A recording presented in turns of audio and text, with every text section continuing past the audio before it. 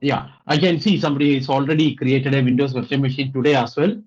Okay, that's good. So I am going to create a virtual machine. So click on this create button, and we are going to create Azure virtual machine. Select the first option, Azure virtual machine. That is what we are going to create it. Okay, you can see the same page that yesterday we have seen the same page. The first one is subscription. Subscription, you are having one subscription. You are only having one subscription. I am having only one subscription, EF subscription. If you are having multiple subscription, then you can select on which subscription model this bill getting generated. Whenever you are creating, if you are having multiple subscription, means in most of the cases you are having only one subscription, that is only EF subscription. Select that EF subscription. So I am having EF subscription. And the resource group is nothing but our resource group is FDP-ACT. Our resource group is FDP-ACT. Don't select any other resource group and don't create any other resource groups. Our resource group for this workshop is FDP-ACT. So please create your resources only in this particular resource group. It will easier for us to manage all the things. Otherwise, it is very difficult to manage the things. So FTP-ACT is our resource group. So that is the two basic fundamental input you have to provide. This is two things are mandatory. Then I mean the virtual machine name. You can give any name, any virtual machine name you can give. I am giving with my name, Prince virtual machine. Okay, this is my virtual machine name. And the region, you can select any region that is closer to you, either South India, Central India, West India, or anything. Availability zone, no need to change anything. And availability zone also, the zone, we are having multiple zones are available, and out of which you can select on which zone the your virtual machine getting created. If you are selecting two or three zone, means it may be replicated, the same virtual machine getting replicated to all the zones. So only one zone I am by default it give only one zone. I am selecting one zone only. And other thing is security type, that is by default it is this one. I am not changing anything. Image. This is the one you need to concentrate on. Image. Here you can select any Linux variant. By default it is Ubuntu 20.0 for LTS. Okay, let it be there. I am going to select the Ubuntu server 20.04, or you can select any Linux variant. That is no problem.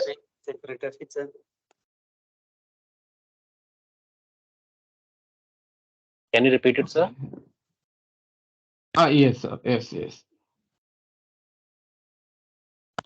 From here, what all the things I have done is you can just see I am in the create virtual machine page. Subscription, EF subscription, resource group, FDP-ACT, virtual machine. I have given this name, Prince VM, that is the virtual machine name. You can give any name on the same resource group, but the name should be unique in the same resource group, in the resource group. And a region I am selecting is to US. You can select the region that is very closer to you, that is Central India, South India, and come down and see the image. In the image part, we are going to create a Linux machine, not Windows. Yesterday we did with Windows. So today we are going to create a Linux variant. I am going to select Ubuntu Server 20.04. So in the image, it was by default, it was there. So I am not changing Ubuntu. I am selecting Ubuntu machine. Architecture is x64, and size is I am keeping it with the B1S, that is very cheaper. If you are selecting some other thing, you can see it is very costly. So better keep with the B1S, the standard B1S, that is cheaper. For our exercise, it is That is more than enough. So don't change it. If you are doing a very big project that requires, if you are doing a very big project with that hosting something or make it as a server, and if you need a very good configuration, then only you need to go for it. For our applications, our exercise, it is more than enough. So I am keeping with the B1S, and you can see the cost as well. It is 596 per month. This cost, this pricing maybe varies based on your zone as well. Zone means the region as well.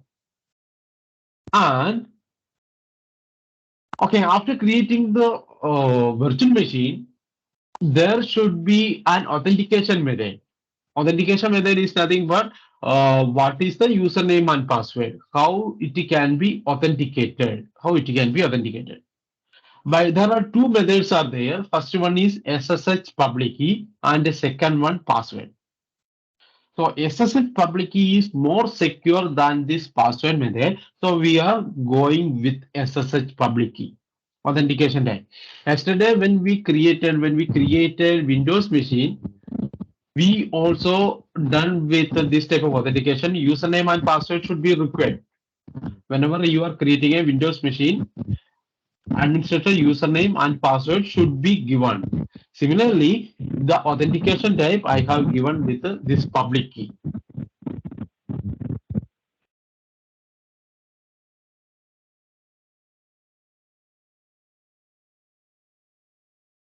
I am giving you the public key. So, and what you need is, while creating a Linux machine, you can give what is the username is. Username, you can give any username. This username is the username for that virtual machine. We have a Linux virtual machine that is going to deploy on cloud, and you need to provide username and some authentication method is required. Maybe a public key or a public key, private key or something. Whatever it is, you should have a username and something like a password. So username I am giving FDP. Okay, I am giving FDP. You can give any name, any username. Sir, I have a doubt. Yeah. Hello. Yes, sir. Yes, sir. Yeah. So, sir, what is the difference between SSH key and then password? Yeah, it is something like, okay, I will show the two things, then you will differentiate the things. It is public, SSH public key is nothing but it is automatically generated by Azure itself.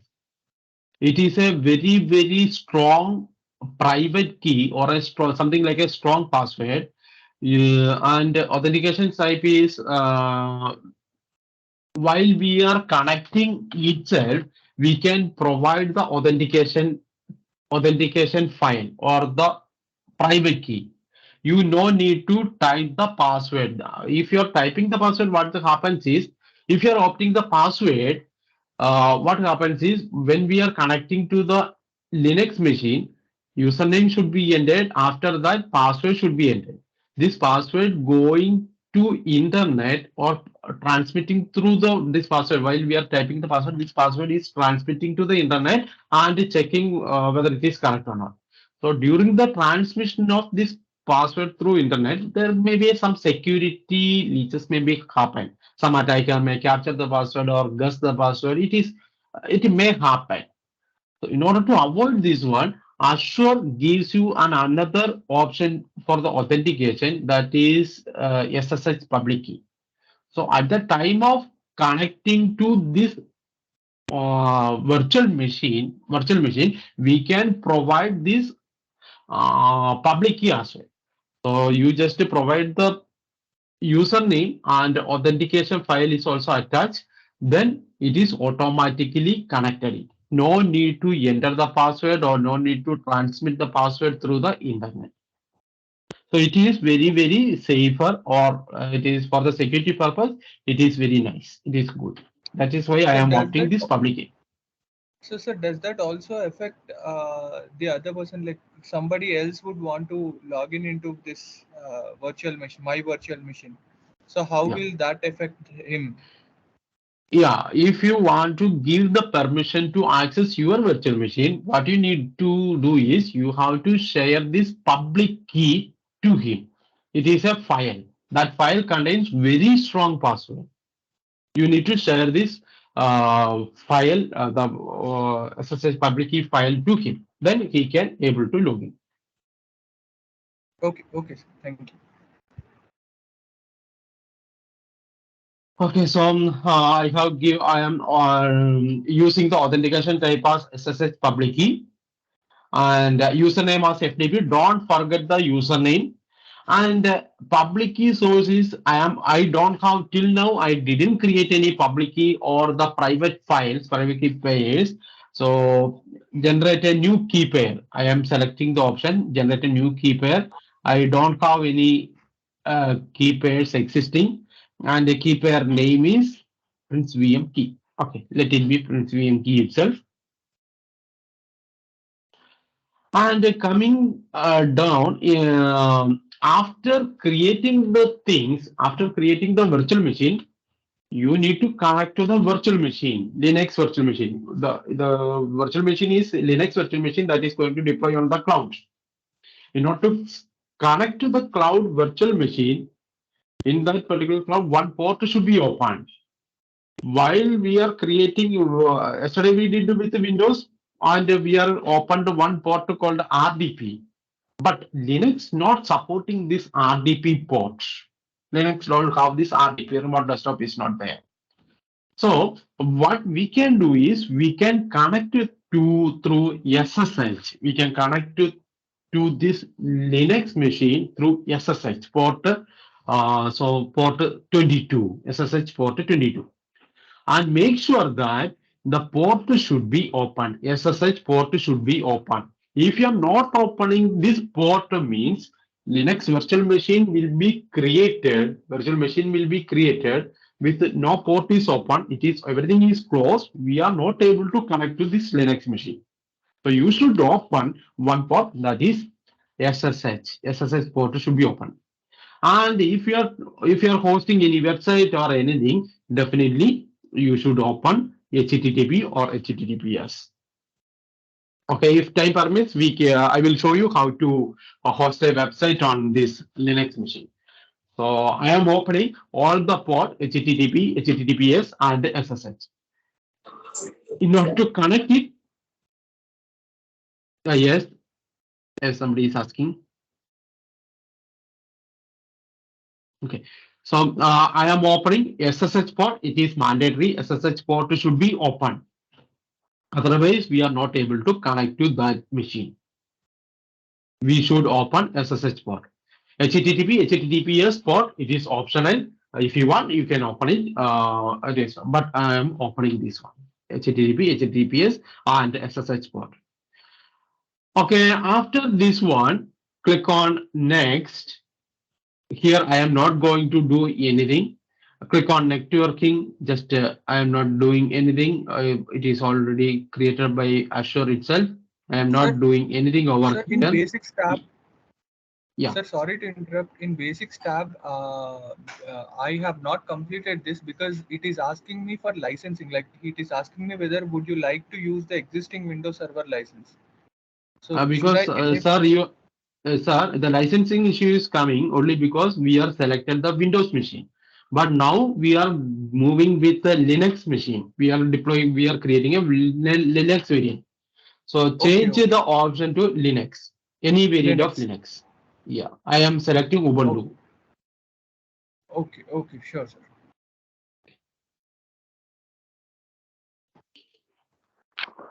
Okay, Uh, so after Sir, in case of complete. uh, hello, Yes, ma'am. hello. Sir, Yes, in ma'am. case of the in case of the Windows virtual machine, whether we have to select the license option or not? That Uh, checkbox is given over there. yeah, it Selected. is not required. It is not required. If you don't want, you don't need to. It is not at all compulsory. It is not compulsory. Okay. Thank you. Hello. Yes, ma'am. Sir, I have already created the VM with selecting the Windows. So should I create another one with selecting the Ubuntu, or I can Yes. continue with my? Okay. Yeah, Okay. yesterday we already did with the Windows, but now our aim is to create a Linux virtual machine. So we are going Okay. to create a Linux variant.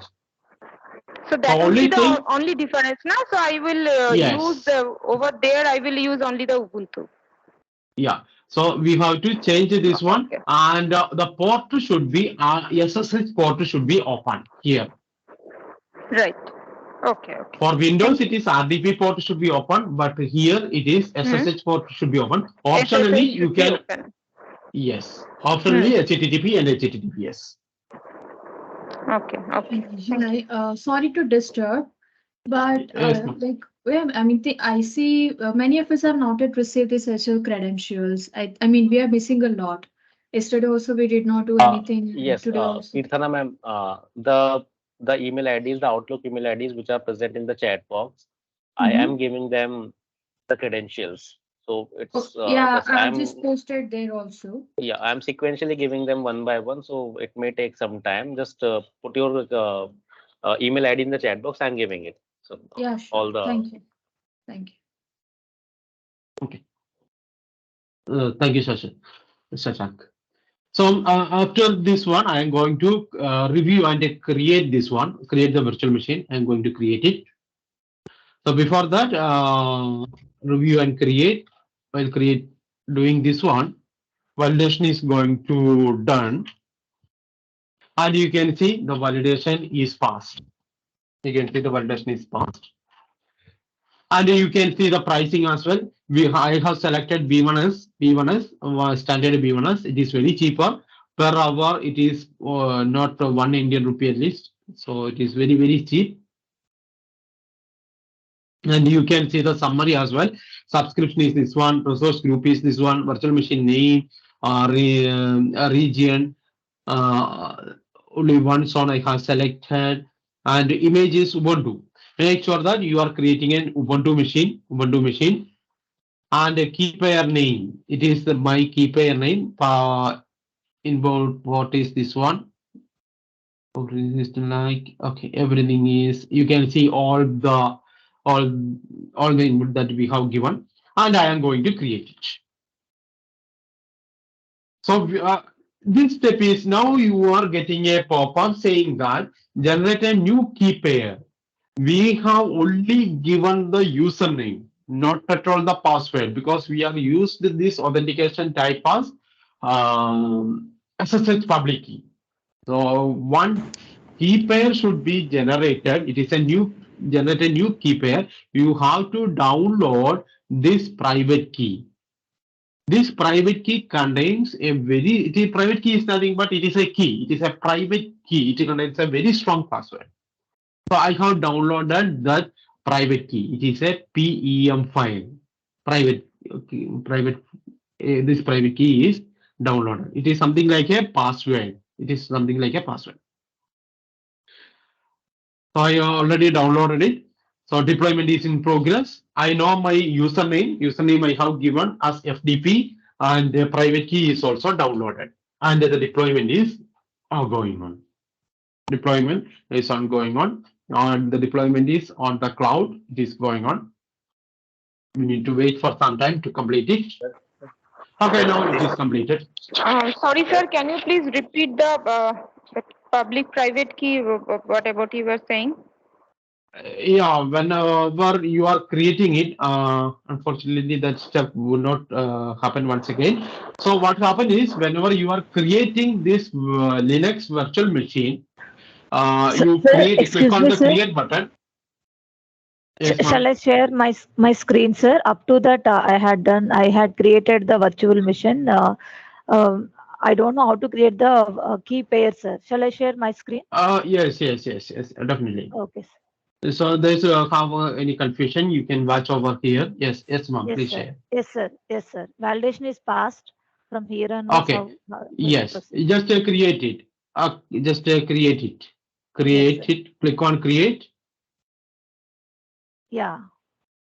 Then this I need to download. Yes, click on that download a private key because we are generating new key pair. Download the Can key. we do this system download multiple times, or I have to keep it No, same? only one time. Only one time. This private key is for this virtual machine. We are having a strong private key created. This private key is created by generated by the Azure. So this private key can be used for this virtual machine, or this private key can be if you are creating another virtual machine. For that virtual machine also you can use this one. It is because Sir, whenever you are creating a Windows machine, you can use this password. Same password can yes, be sir. used for the second virtual machine. It is the Yes, sir. concept is Yes, the sir. same.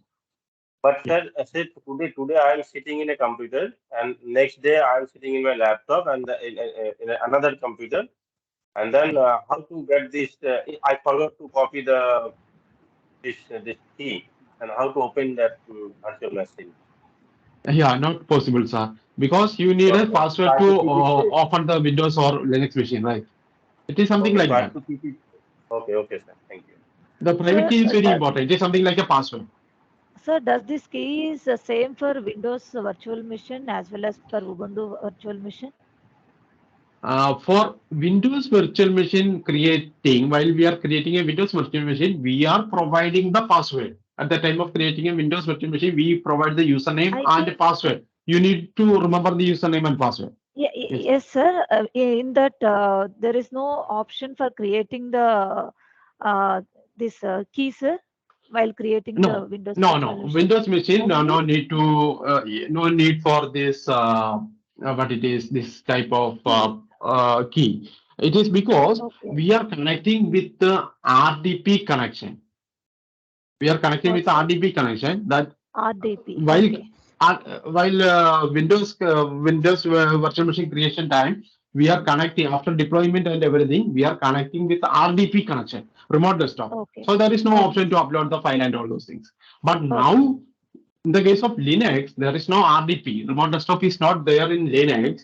So in order to connect, either you can use your password or you can use this private key, SSH. SSH. SSH. Yeah, Okay.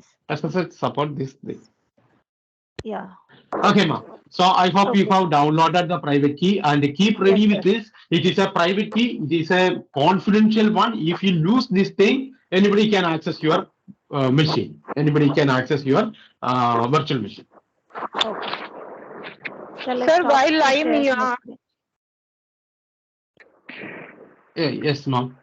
Yes, ma'am. Yes, ma'am. sir, while I am using the Ubuntu machine, I'm using the selecting the Ubuntu for creating the VM. So in the size, can I mention the same standard B1S that one vCPU what I have Yes. selected for the Yeah. Yes. okay, Yes. Yes. the same That what is I have enough because selected that for is the cheaper. Windows as well, right? Yes, that is Okay, cheaper. You can select the cheaper one. right. Thank you. Okay. Okay, I'm sharing my screen. Okay, my deployment is done. You can see my deployment is done. Go to my resource. My virtual machine name is Prince VM. It is up and running. It is Linux based one, Ubuntu 2.20.04. Standard V1 is the this one. And you can see public IP address. What is my public IP address? It is 74.235. I am getting the public IP address. Okay, everything is Prince, fine. And just yeah. yeah. So I saw one of the messages in the chat box that where to get this public IP address of a virtual machine. So this is for your reference that for any virtual machine, once this virtual machine, any virtual machine that you are creating, either Windows or Linux, you will get this public IP address from this page for any virtual machine. Yes, please continue. Yeah. Here, if you are clicking this overview, you will get an overview of your this virtual machines. Okay, now. Sir, specifying the tags is necessary. It is not compulsory. If you want, you can specify the Right. tags. Okay. That is optional. Only the required field, it should be mentioned with a red star. You can see over there. That may be the mandatory Okay. fields. Okay. Hello, sir. Yes, yes, sir. Hello, sir. What is the .pem file?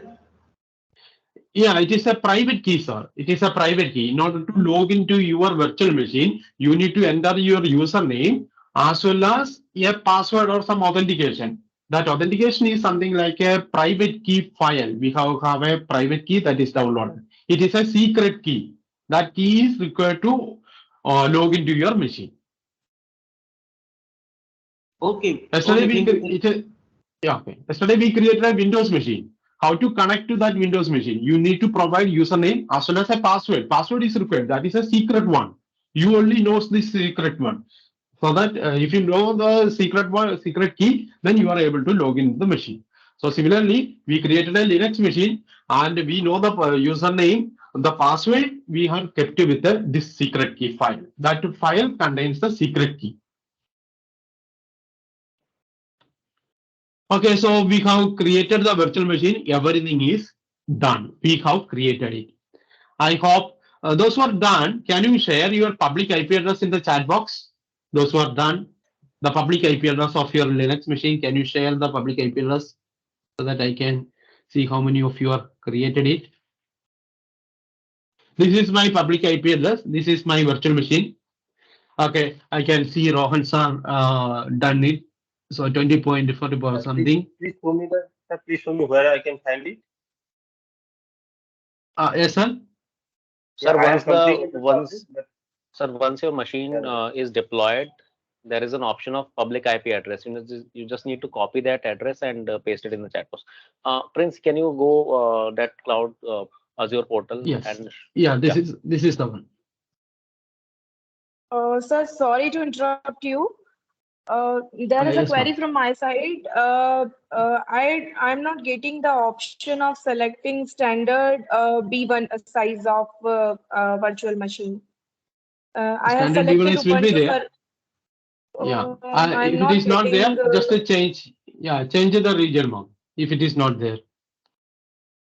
Standard D2S V3 2VC 2. ma'am, Yes. ma'am, actually, what is happening? Suppose most of the people have chosen US East. So there is a limitation of using that particular B1S in a region. So if you try to change the region, try to change some other region instead of US East, try to choose some other South India, Okay. Australia, France, like this. Okay. So in that case, you will get B1S. So in that region, Okay, those fine. B1S Otherwise, I machine is can empty. select some. Okay, and I can select some other sizes also. Yeah, that is very costly, ma'am. Better to go for B1S. Those other machines are Okay, very costly. and one more thing is. Okay, fine. Sir, one more thing is that in the image option, I have selected Ubuntu Server 20.04, right? This one I have to select 20.04 LTS. Yeah, anything you can select, but I have selected this 20.04. Any Linux variant you can select. Okay. Thank you. I have selected the Ubuntu 20.04. In my case, I have done 20.04. Okay, so I can see. Okay, I can see multiple. Yeah, Divya Man done, Samrat sir done, Dr. Jaumadin done, Karthik sir done. Yes, Varalakshmi ma'am done. Sunny sir done, Khema done. Yes, I can see the public IP address. Yeah, that's very nice. Okay, so I hope not able to get the. Okay, if you are not getting the B1S standard bus, then you have to go for change the region as Shashank suggested. Okay, I hope you already. Sir, just one word. Yes, sir. Yes, sir. I'm not able to create the. It is saying that configuration is not completed. Validate Virtual Validation machine failed user or or administrator login, unable to configure virtual machine administrator login role on the resource group. Should I share my screen, sir? okay, okay, please share, ma'am.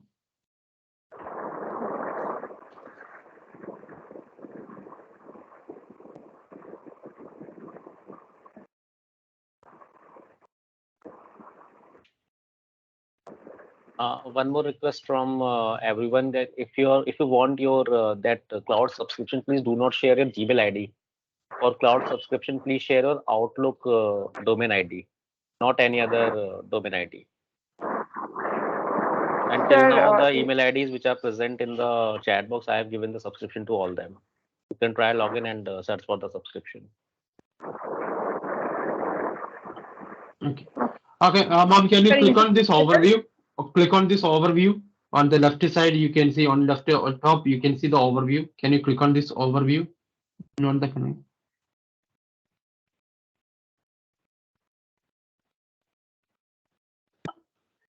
Or okay, go to the resource. Click on go to the resource.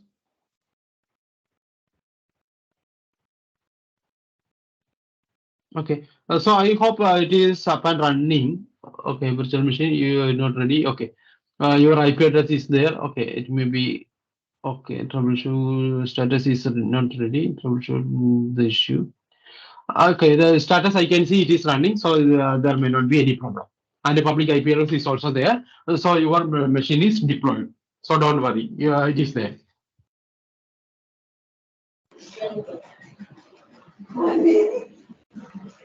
It is working, ma'am. No props.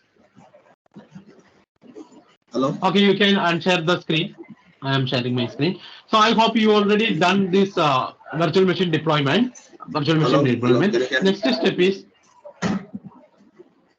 Hello. Yes, sir. Yes, sir. Actually, I just received this credential and I set it. Yeah. I have already set it up. So I wanted to do this once again. So it's SSH part. Can you repeat once again? I have missed a complete yesterday Windows thing. So I'll do that. Yeah. So Yes. SSH Yes. part Yes. you can do. Okay. So I hope you have created the virtual machine.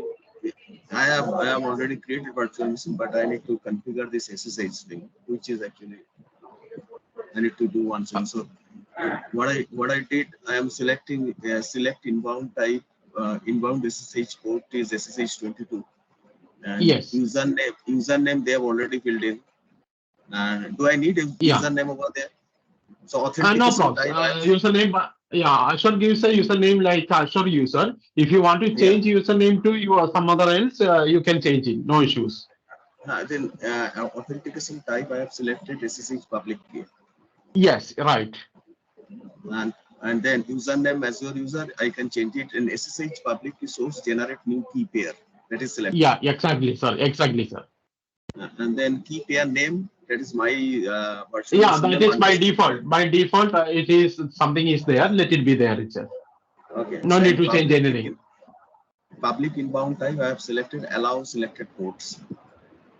Yeah, RDP should be open and HTTP and HTTPS. You can select the 3 ports. Inbound port rules. This is Linux machine. Select which virtual machine network ports are accessible from the public internet. You can specify more limited or granular network. Okay. Let it be by default. Let it be by default itself. So allow selected ports. That was by default selected. Yeah.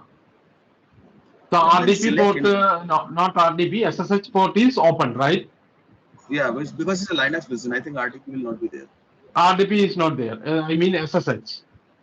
Yeah. So SSH 22. SSH in bracket it is written 22. 22. All traffic Yes. from the internet will be blocked by default. It is said that all traffic from the internet will be blocked by default. You will be able to change inbound port rules in VM network. So that is, and then what to do. So here I am changing the Ubuntu things. I hope you are here. Azure user generating given name of the SSH public key and everything. Allow selected port. Yes. Here you need to. Yeah. Okay. These two things you need to open and review and create. That is the thing. Okay, here I have to open others. Okay, SSH 18. So I am selecting all of them. Yes. And review and create it. Review and create. Yeah. And it will download the file. Please download the PM file, private key. So it is giving me all the things, but it's still running. So it is giving option. So yeah, need to validation passed. It is given cost given below. Okay, terms and conditions, and from where it will give me a download fee. Sir, there is a create button on the last. Please click on the create button. Okay, okay. Create and click on the create button. Yes, generate new key pair, download a private key and create resource. Yeah. Yes. Download it. Download the file. Okay, so okay. After that, should I do the telnet kind of thing? No, just create it and please wait for 1 minute. It will deploy in the your machine. Okay, so what can I see that actually? So it is downloaded. Okay, yeah, downloaded and your machine getting created. Yeah, so there is a big name create VM hyphen canonical point triple not one hyphen kind of thing. Okay, after you downloaded, the virtual machine is in process. It is saying deployment is in process. Yes, yeah, and you need to wait for some time. The deployment will complete. Okay. After that, that PEM file that I have already downloaded, what to do with that? Okay, after we all covered only up to this, and we are doing it. Okay. Rest of the things, and you just check whether your public IP address. Be ready with your public IP address. It is my public IP address. After deployment only, you can see this one.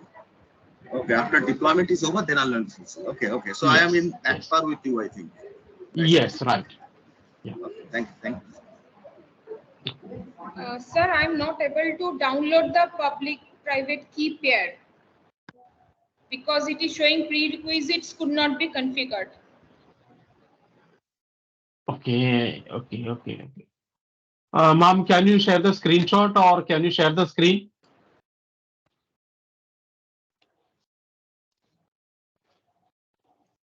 Okay, whether this is the one completion as it is exceeding the approved total region. Okay. I hope this is the error in the chat box. Please change the region and try again. Hello. All faculty members, if you are receiving any error regarding the reason, please change reason from US East to some other reasons. When you click on drop down, there are multiple reasons present. So yes, I have selected Central Asia. I have changed the reason. Excuse me, sir. Sir, I have changed the reason and the zone as well, but still it is not. Still, I'm not getting the option. Still, I'm not getting the option. Ma'am, can you share the screen? Yeah, sir. I'm just sharing the screen. Region can be Central India. I think that is open. Yeah, the reason is the Central India and zone. I have selected different zones for that. No, only one zone is more than enough. Change the zone, change area. Reason. Ma'am, can you share a screen? Yeah. So in between, I am muting all. Yes, ma'am. Okay. So this one I have created. I will change the name of this.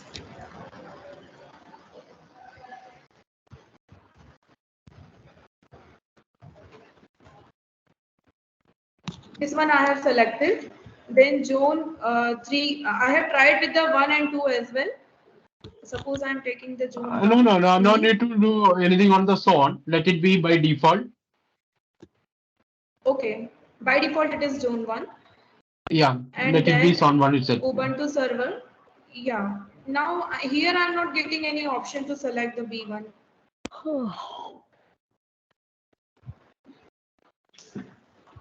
And I have gone through with the all sizes as well. This is here B1 is presented, but yeah, B1 is present means it will be shown here itself. Which region you have selected, ma'am? Central India. Central India. Can you change it to South India or West India? Yeah. Now, if I select A3, what will be the problem? The cost will be high, sir. Sorry. 6,000. Yeah.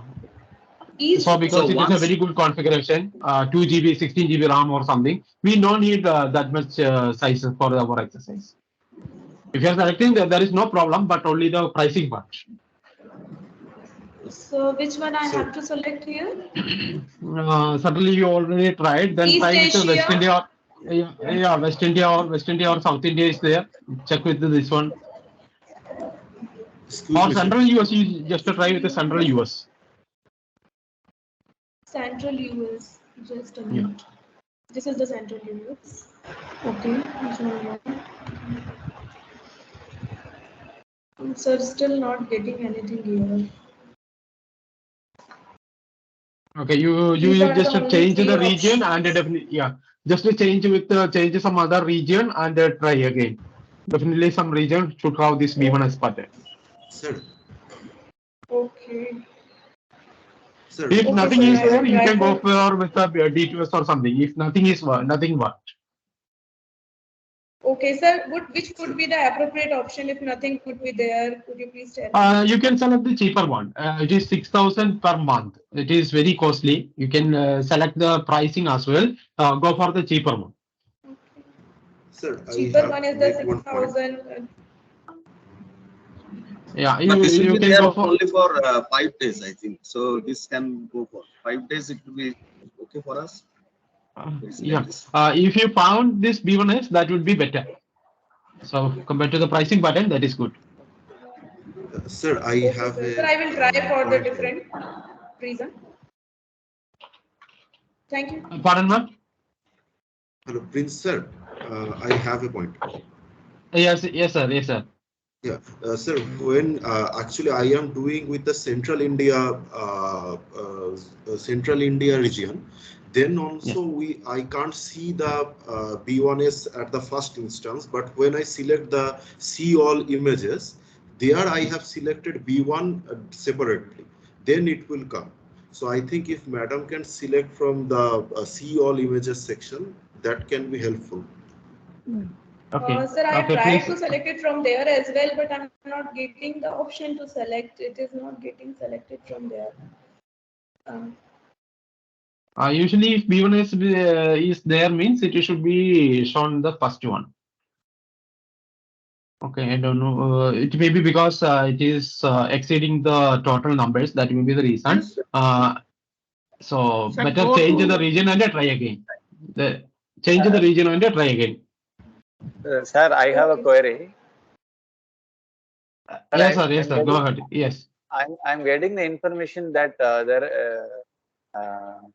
changing basic option may reset selections you have made, review all options prior to creating the virtual machine. Actually, when I'm clicking the review and create button, it shows that there is a problem in basic information, and I have gone back to that. Can I share Yes. my screen now? You can just somebody shared. I think, ma'am, can you unshare, because you can change the region and try again. B1S is there or not. If you are not getting B1S, sir, if you are not getting B1S, try with the cheaper one. Okay, that sir. is Sir, the I have same already problem. unshared the screen. Okay, It's okay, not okay. sharing Thank you. from my side. Okay, okay, okay. Thank you, ma'am. Thank you. Yes, sir. Yes, sir. Hello, sir. Sir, you are asking something. Yes. I am on this. I'm sharing it now. Yeah. Can you see this? See it? Your I have screen. Okay, I have changing the basic selected US option. Central US. I have selected. It is not allowing South India. Then everything is okay. But here I have got key pair name, where I have got two information in red highlighted. Generate new, sir. By default, some you can give any key pair value name, sir. You can give. It is a generate new key pair. Okay, username. You can give any name. Any name? The file name will be yes. Okay.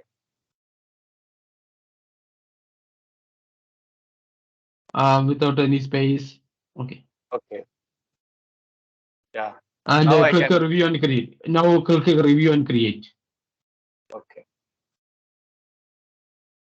Yeah, it's going for validation now. No problem. Okay, sir. Okay, What it is may be the request? 0.98. Validation passed and now create it. Yes, sir. So why it is showing like that? Because the private key file name should be there.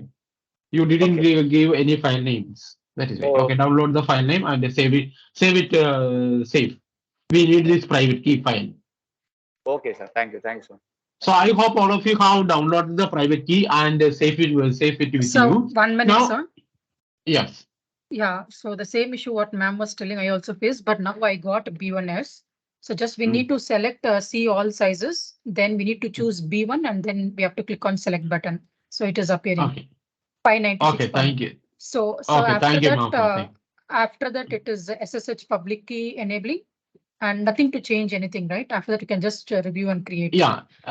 Yes. Anything to SSH be and changed? if possible, if possible, HTTP and HTTPS. Oh, we need to enable those things. Yeah, if possible. That is not a mandatory thing. If you are hosting any website or anything in your virtual machine, then this HTTP and HTTPS is required. Okay, 1 minute, I'll share. Otherwise, this it link. is not. Just 1 minute, sir. So can you please check whether everything is correct from here? Come down, mom. Yes, till now it is fine. Come down, mom. Yes, okay, go down. Show user. Yes, everything is fine. Okay, okay, everything is fine. Review and create, mom.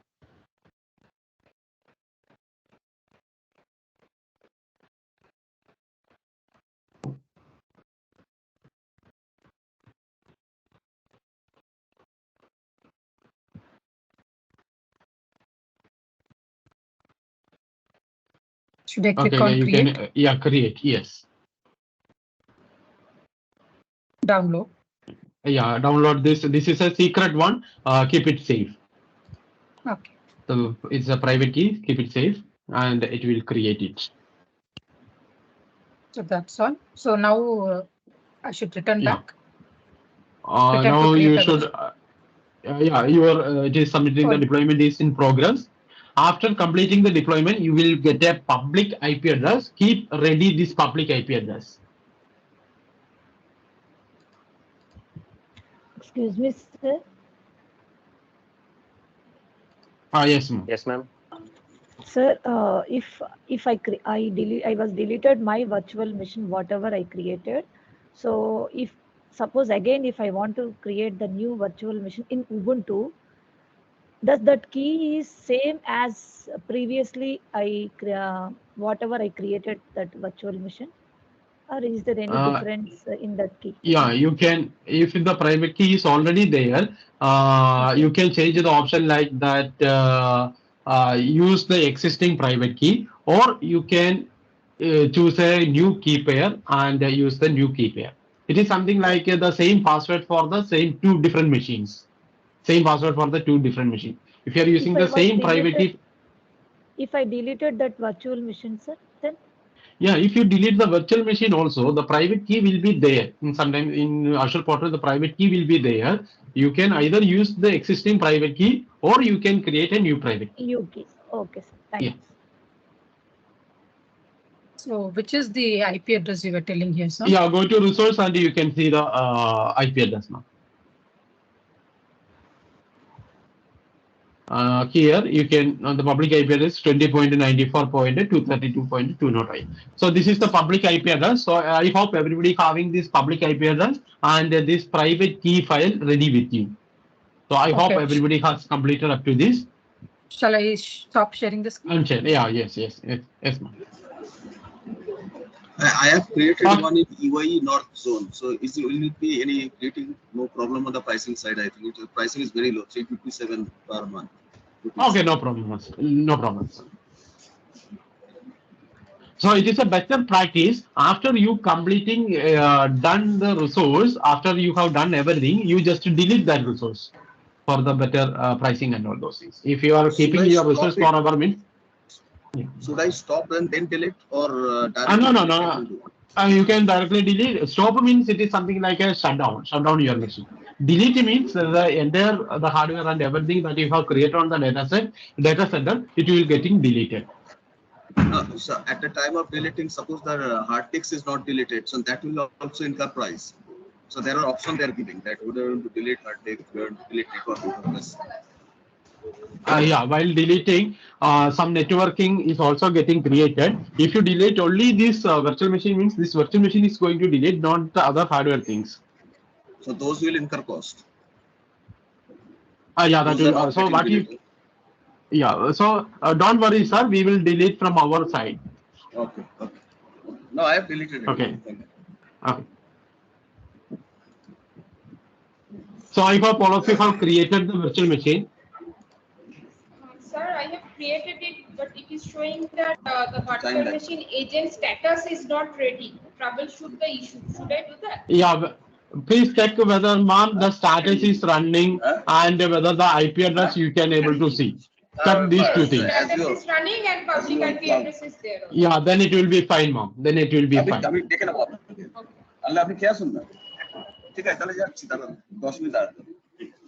Sir, please mute. Sorry, Shashank, I have muted you as well. I have muted all. Sir, I have selected US Central US, and then I found in the all sizes option B1 option, and I have selected it from there. That is of cost rupees 357. I can go with this. Wow.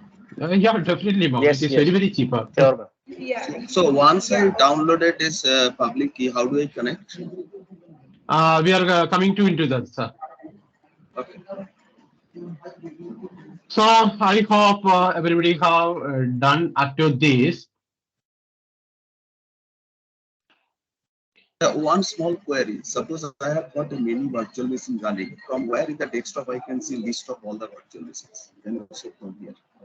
Yeah, if you want to see all the virtual machine, go over here. In the recent, you can see all the resources that you have created. You can see over here.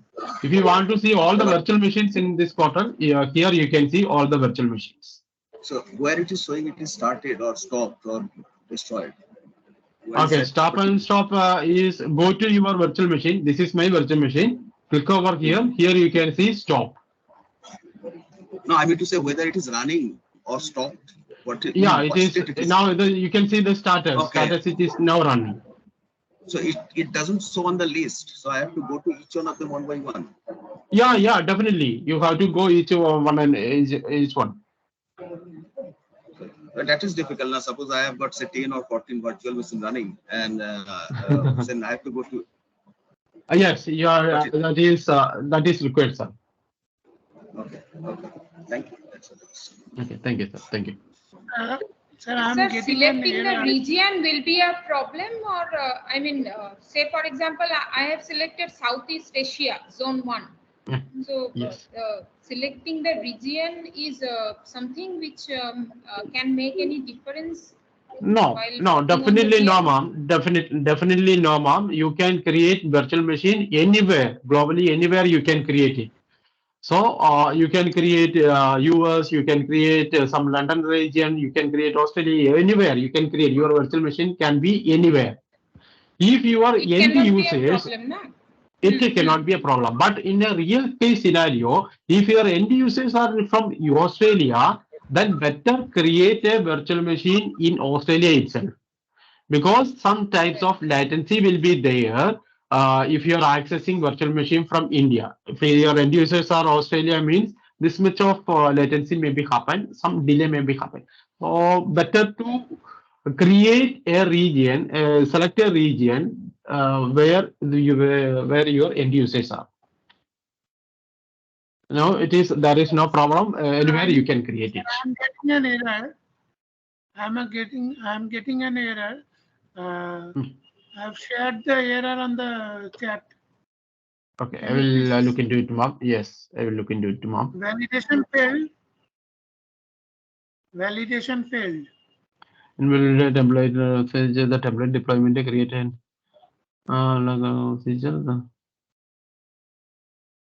Okay, so better you change the regions because better you change the resource, the region. It is because I can see due to the template message subscription. Okay, 20 resources currently. Okay, it is exceeding that limit. That is the main reason.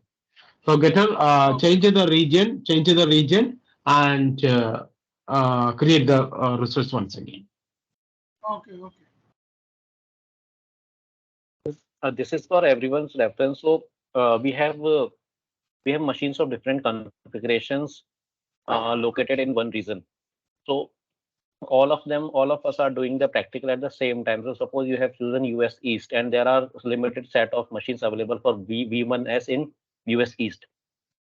So if you try to select V1S in US region, so all the machines are occupied. So you need to change the region. All the error that you are getting is just because of the reason. Try to change the reasons. Try to get multiple reasons, right? Do not select the same one, right? And also check the cost also of the VM. Yes, ma'am. Reena, ma'am.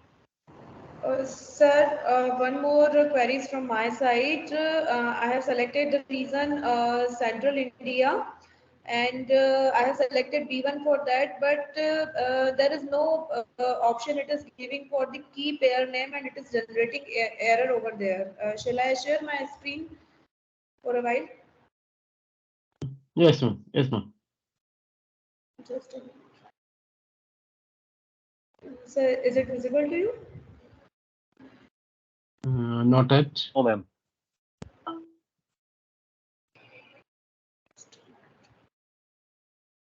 Share it.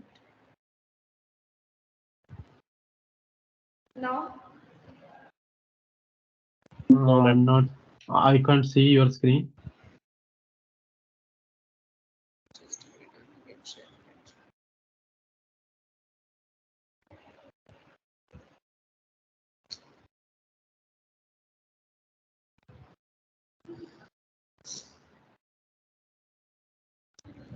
So now? No, from my end, I can't see. No problem, ma'am. You can share the you can share the screenshot in the chat, and we will look into it. Okay, Sir, good morning. it is showing error at the place of key pair name. Key pair name. Change it is the showing name, ma'am. error. Change the name. Because you are having the same file, same key pair you may be already created. Just to try to change the key name, file name. No, I have not given anything. It is just generating the error. It is saying the value must not be empty. I have to give something here in the key pair name. Yes, yes. If that should not be empty. You have to give some file name. Okay, but earlier it was showing by default. We have not given it anything. Yes. So why Yeah. is it Previously, sometimes Azure giving you a file name. If it is not given to by Azure, you have to give the file name. Just to give some file names. Okay. That field should not be empty. Okay, fine. Okay. Sir, good morning. Okay. So, yes, ma'am. Sir, IP address is not shown here. Okay. That is because sometimes you can try again, ma'am. You just delete the resource that you have created and try to create one more time. If the IP address is not there. Yeah, I understood. Yes, I understood. Okay, public IP address is not there. So do I need to create it again? Yes, ma'am. Okay. Can you refresh it, ma'am, once? Or you can try to. Sometimes it may not.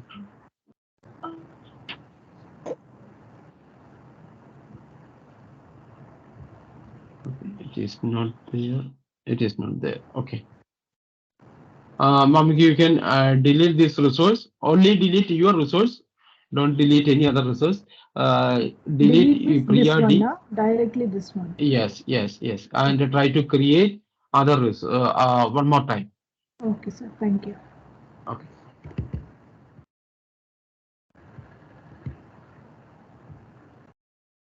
Okay, now we have created it. Now it is a time to connect to that Linux virtual machine. It's time we are going to connect to the Linux virtual machine. Okay, so I hope you have created the virtual machine. Virtual machine is ready. This is my public IP address and my private key is also there. And I need to connect to that virtual machine from my Windows machine. I have a Windows machine. From this Windows machine, I need to connect to that virtual machine, that Linux virtual machine. And remember, in the Linux virtual machine, we have opened and port SSH port. Through SSH connection, we need to connect to that particular machine. In order to establish an SSH connection, we have to use a software called PuTTY. I hope you already downloaded PuTTY on your machine. I already downloaded the PuTTY. So if you are not downloaded PuTTY, you can go to this website. Okay, I will.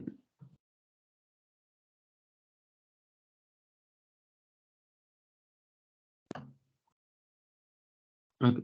You can go over here and you can click this one. Masai, and you can opt for this one. We can go over here and you can download this 64-bit. If your machine is 64-bit, you can select this one, put 64-bit. And architecture is x64, 32-bit. Okay, most probably your machine may be 64-bit. So you can click over here and download and install PuTTY software. Once it is downloaded and installed, you can open PuTTY. So once you open PuTTY, you need to provide your IP address. You need to provide the IP address and you need to provide an authentication file as well. Authentication file. Here you need to provide the authentication file. But unfortunately, PuTTY is not supporting our PEM file. It is accepting only the PPK file with the extension PPK. So before starting this PuTTY, we need to convert our private key is there. What is my private key? I have already downloaded my private key. It is safe over there. This is my private key. This is my private key. My private key is there. I need to convert my private key. This is my private key. This is my private key. Prince VM private key is there. This is my private key. I need to, it is a PEM file. File type is PEM. But the problem is PuTTY is not accepting this PEM file. We need to convert this PEM file to PPK file. So first I need to convert this PEM to PPK. For that, we need to use another tool called PuTTYGen. PuTTYGen. After installation of PuTTY, the PuTTY and the PuTTYGen getting automatically installed. So PuTTYGen will also be there. So PuTTYGen, I am first offering PuTTY key generator, PuTTYGen. Why we are requiring this one is we need to convert our secret file is ready with us. We need to convert this PEM file to PPK file. So I am opening the PEM file. It is in the downloads folder. I am changing these all files and this is my PEM file. I have loaded the PEM file and I just save this key, save this private key. So it will convert. Yes, click on save. I am giving 8 Prince VM.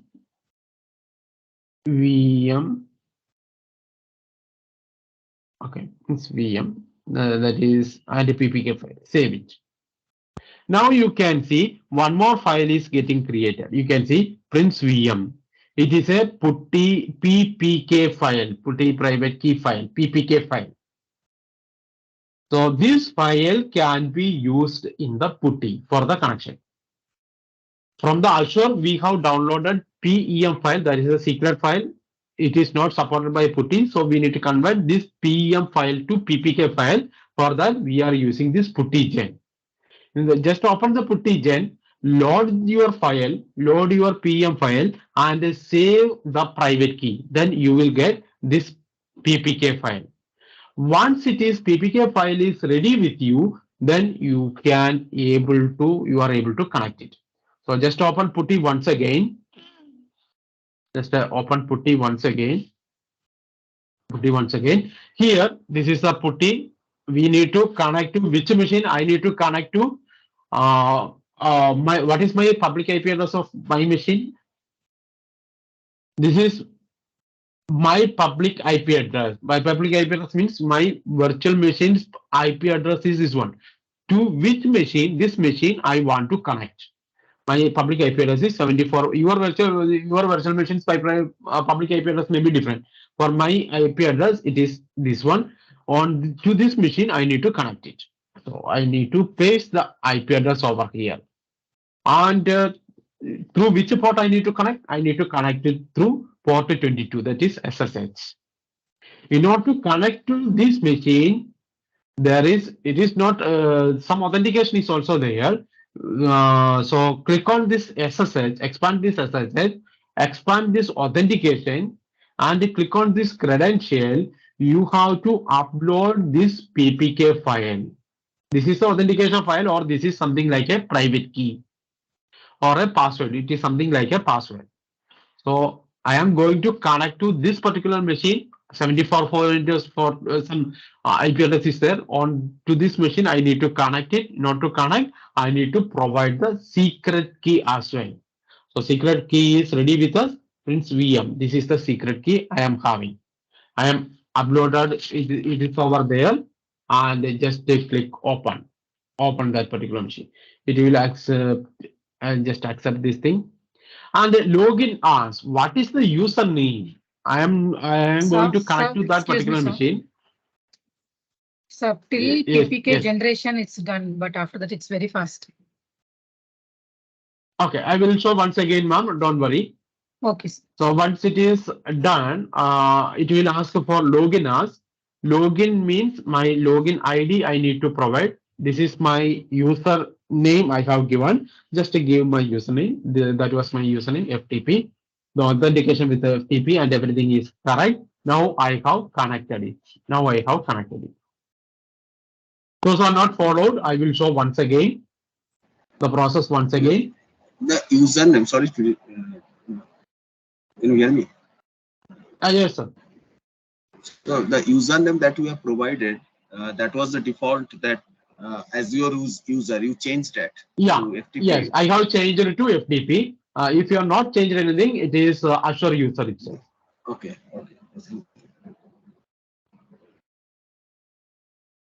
Can you hear me? Okay, those are not. After loading the PEM file, should I click on the generate? Not generate. I will show once again. Please look into it. I hope all of you have this PM file with you. PM file. This is my PM file. That is, you have already downloaded it. PM file. Just open. We need to convert this PM file to PPK file. That is the first step. So go to PuttyGen first. Go to PuttyGen.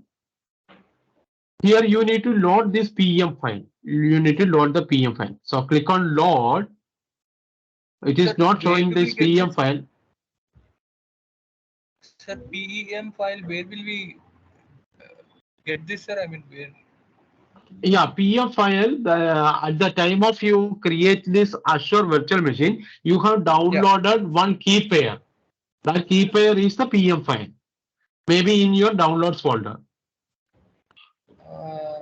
You have downloaded one file, private key file, right? That is the PM file. Extension is PM.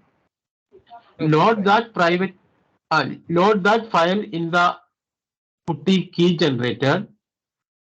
So it is not showing here. So I am changing this PPK to all files, and I am selecting this PM. Yes. So from where we will get this generator? The Putty key generator. You need to install Putty first. On this link. So I have to Okay. load the key, no sir? First, I have to load the key in the Yes. Yes. PuTTY. Yes. Yes. Right. So those who are not PuTTY installed the PuTTY, those are not installed the PuTTY, go here and download and install PuTTY. Download and install PuTTY. Once it is done, the PuTTY Gen is also getting installed along with the PuTTY. Sir, I'm trying to load the my PEM file, but it is not. I am unable to see it, sir. When I say load, Yeah, I and am then showing the same thing, sir. Yeah. So this is the PuTTY Gen. Just watch in my screen, PuTTY Gen. Click on load. I am also not able to see. So why it is? Because it is by default or it is showing only PPK files. Change this to all files. Now you are able to see all the files in the downloads folder. So select the How I file. have to change, sir? How I have Okay, to change? click load over here. Over here, it is showing only PPK file. Change this to star.star. So it will show all the files in that particular folder. Okay. Now you can see the files. Select our file and open it. Now it has been loaded. Now it has been loaded. Now the PM file is loaded over here. We need to save the private key. See, click on the save private key. Click on save this private key. Okay, without a passphrase, yes. And you can see the file type is PPK. You can give any name. I am giving 123. This is my file name, and click on save.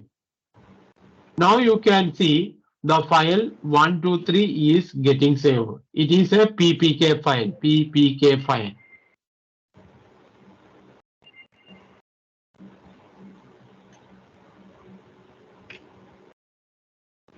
I hope it is clear Sir, now. Sir, I'm stuck near save private key. It is asking me, are you sure you want to save this key without a Yes. passphrase? Yeah, without a passphrase, because this is a private key file that contains a very sensitive information. So you are storing it without a password. So it is unsecure. That is why it is showing this warning message. Okay. And I have to again select PEM file, sir. Just to save the file, sir. Give the file name. Go to PuTTY Gen. Load it.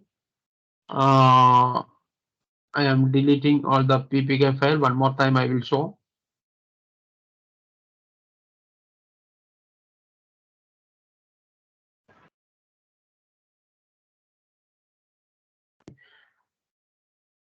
I am loading the PM file.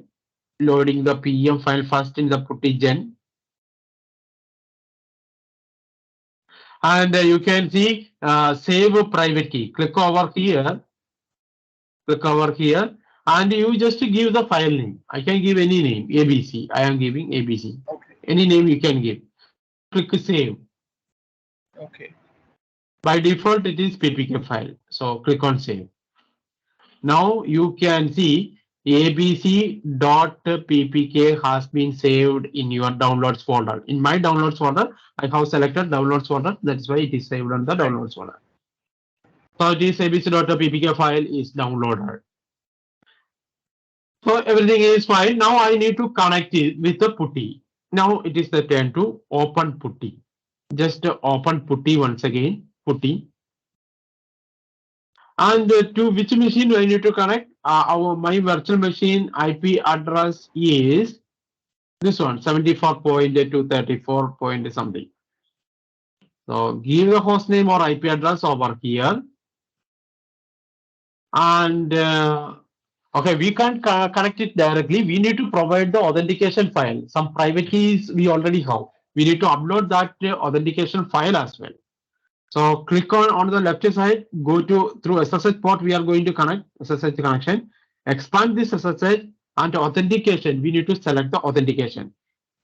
Click on this authentication and the credentials. You need to upload the authentication file or the private key file.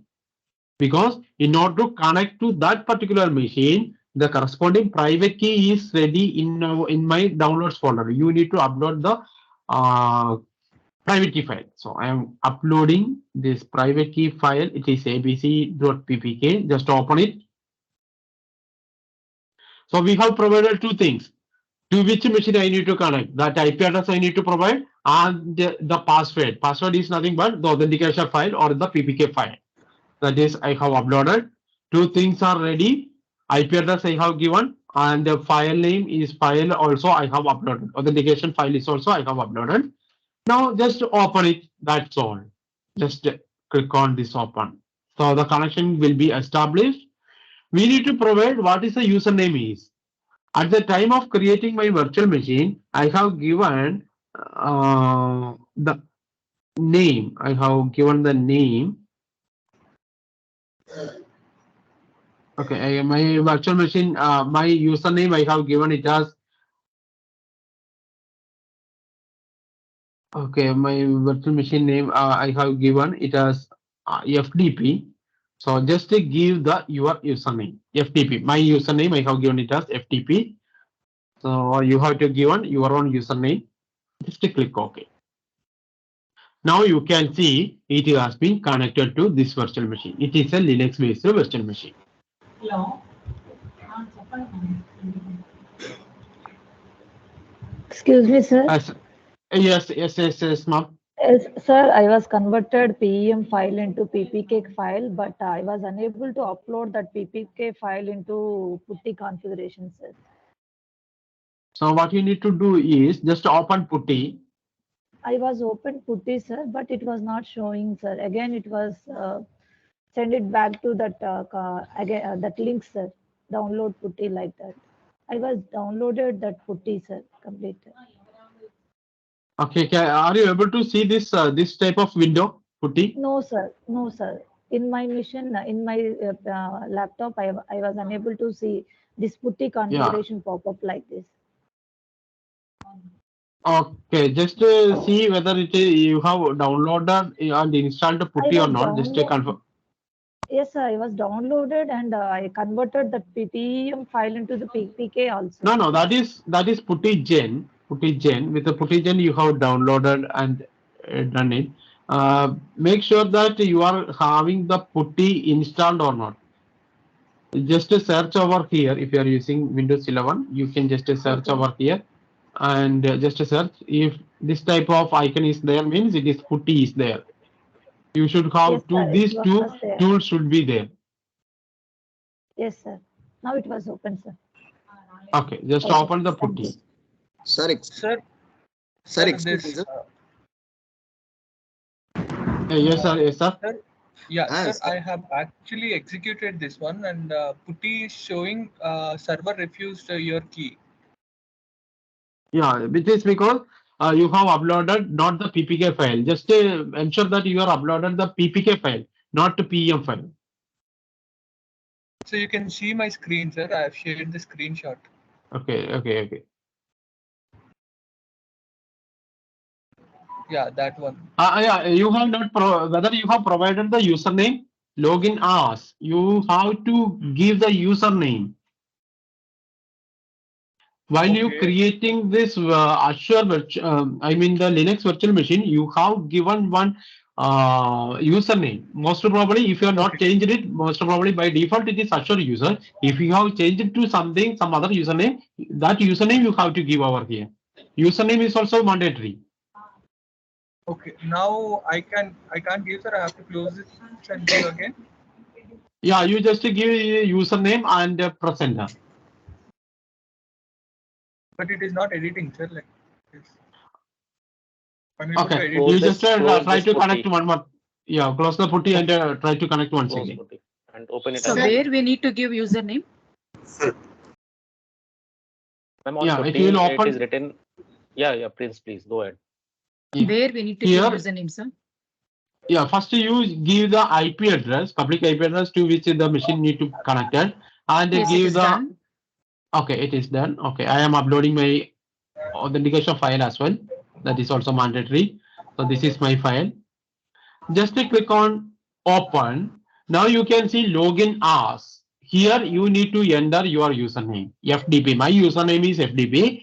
By Azure, by default username is Azure user. If you have changed it, you have to provide your username. So my username is FDP. Just click enter. Then you are able to connect to the virtual machine. Where to see the username, you said? Username is nothing but when you created the virtual machine, you have given some username. I mean virtual machine name. Not virtual machine name. Virtual machine name is not the one. The username and authentication type. If you are not changed it, by default it is Azure user. Hello, sir. Sir, I was getting Yes. a security alert like host key is not cached for this server, like that. I was getting a security alert, sir. Pardon, ma'am? Sir, I was have also security got a alert, security alert that I have shared Security in the alert, chat sir. box. Okay, it is in the chat box. Let me check.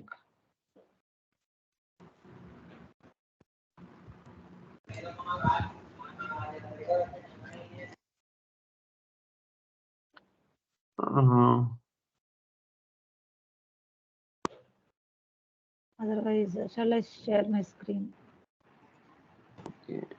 Okay, please share, ma'am, because I can't see Okay. what is the race. Okay, sir.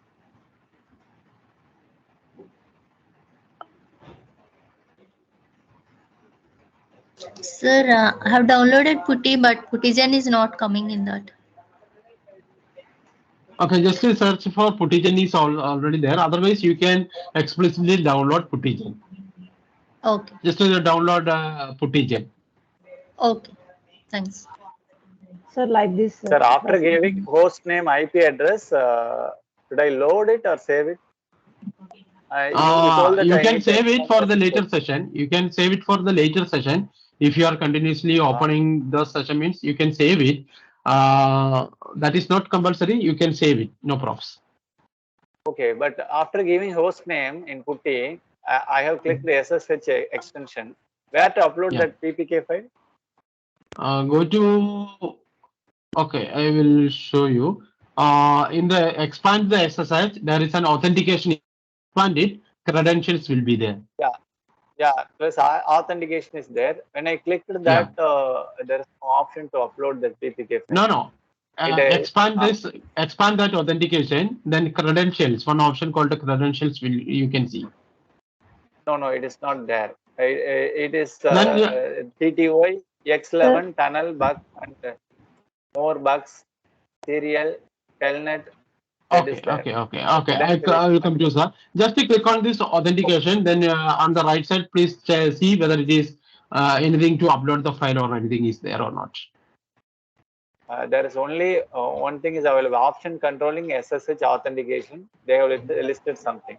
Okay. I will come to this. Okay, please. Okay. So there is a one error I can see in the screen. The host is not cached in the server. Okay, but you must guarantee the server. Okay. If you okay, can you connect one more time? One more time with the putty. Connect once, sir. Yeah, one more time. Just to close this putty and open it.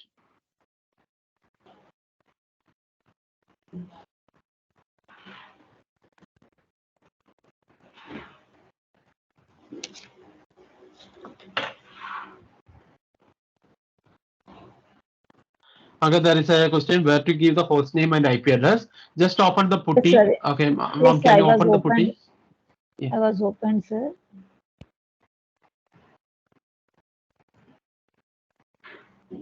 I was given my IP address here. Yes. Yeah, IP After address. that, go And SSH, click on. Yeah, go to authentication expand the SSH. and credentials. Authentication, Here I need just to open. browse Yeah, upload your browse. this file, PPK Yes. file. PPK file. Yes, right. Then open it. Yeah. Here I was getting that error.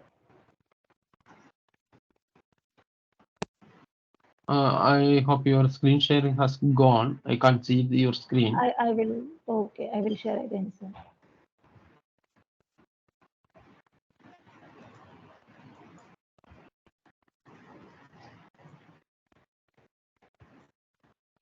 So this is the same error I'm getting.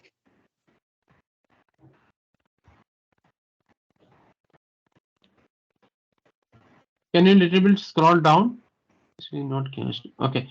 A little bit scroll down. I can't see the full screen.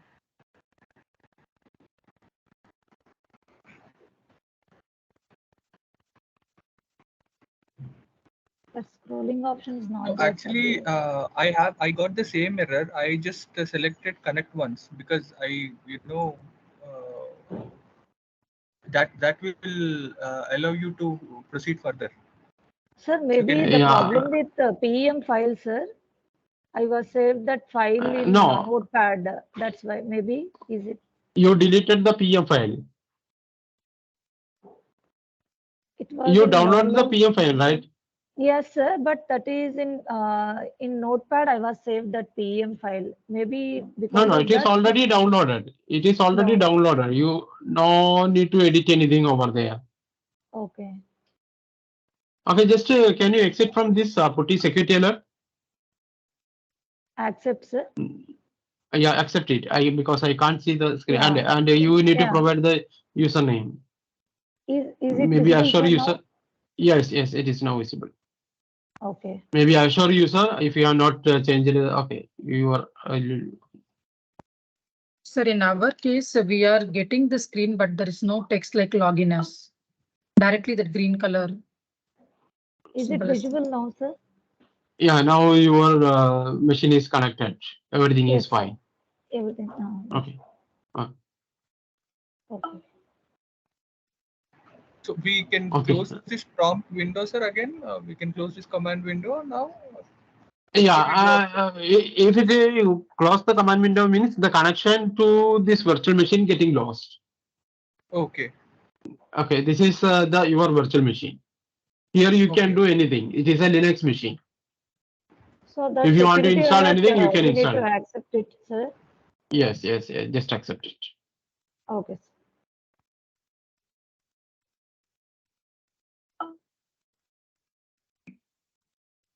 Okay, can you please repeat the steps? Don't worry, we will repeat the steps once again. No props. Sir, 1 minute, I'll share the screen to show the problem I'm facing. Yes. Go ahead. Is my screen visible? Yes. Before just go to SSH. Oh no. Just you need to provide the authentication as well. Otherwise, you are not able to connect it. Yeah, I did that also. SSH. Okay, good. Authentication. Come to authentication. Yes, expand it. Credentials. Here you need to upload the file. APK file. Yes. Here I don't get it as login as. Yeah, please wait. Check whether your IP address is correct or not. Your IP address and this authentication file should be matched. Otherwise, you are not okay. Your public IP address. Okay.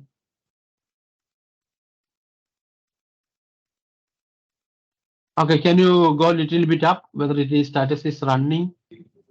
The machine is done running. Yes, it is running. IP address is 20.94.232.208. Okay. So I hope everything is fine. Just to give this public IP address and the authentication file. Then it is Yes, sir. I supposed to tried several times. Within few seconds, it is coming like this. Okay. One error happened. What was the error? Network error. Connection software caused. Okay. Can you do one thing? Can you just okay? Can you do okay? Restart the machine. Restart the machine means the virtual machine. Just to restart the machine. Here, close it. Okay, here it is restart is there. Just to restart the virtual machine and try once again. Yes. This one, which whatever I'm showing. Yes. Yeah. Yes. Exactly.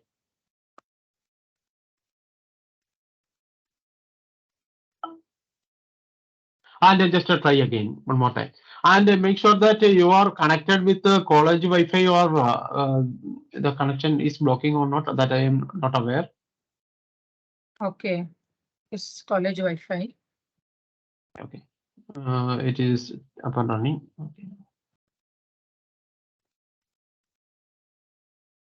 Okay, paste the IP address.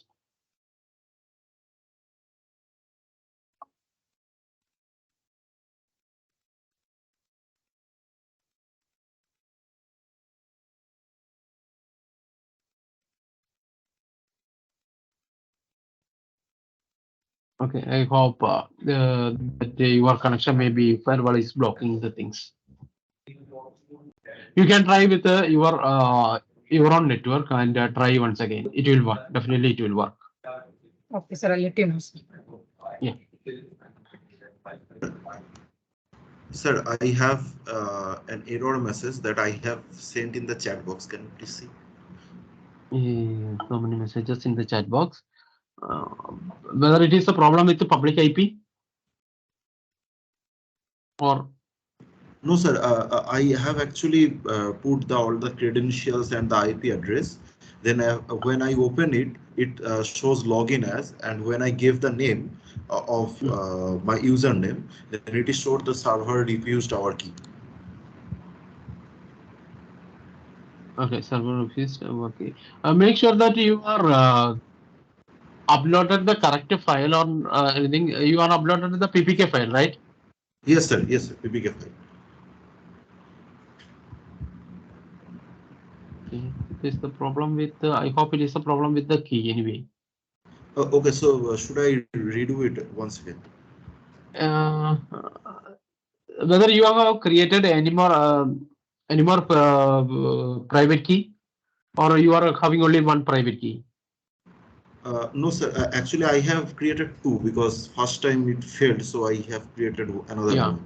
So should I delete because, one and then create one? Yeah, it is maybe because you may be selected different the second private key for this machine.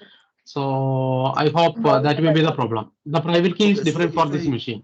So if I delete all the PPK file and then generate it, then it may be fine, right? It may be fine, but for this particular virtual machine, one PEM file should be there.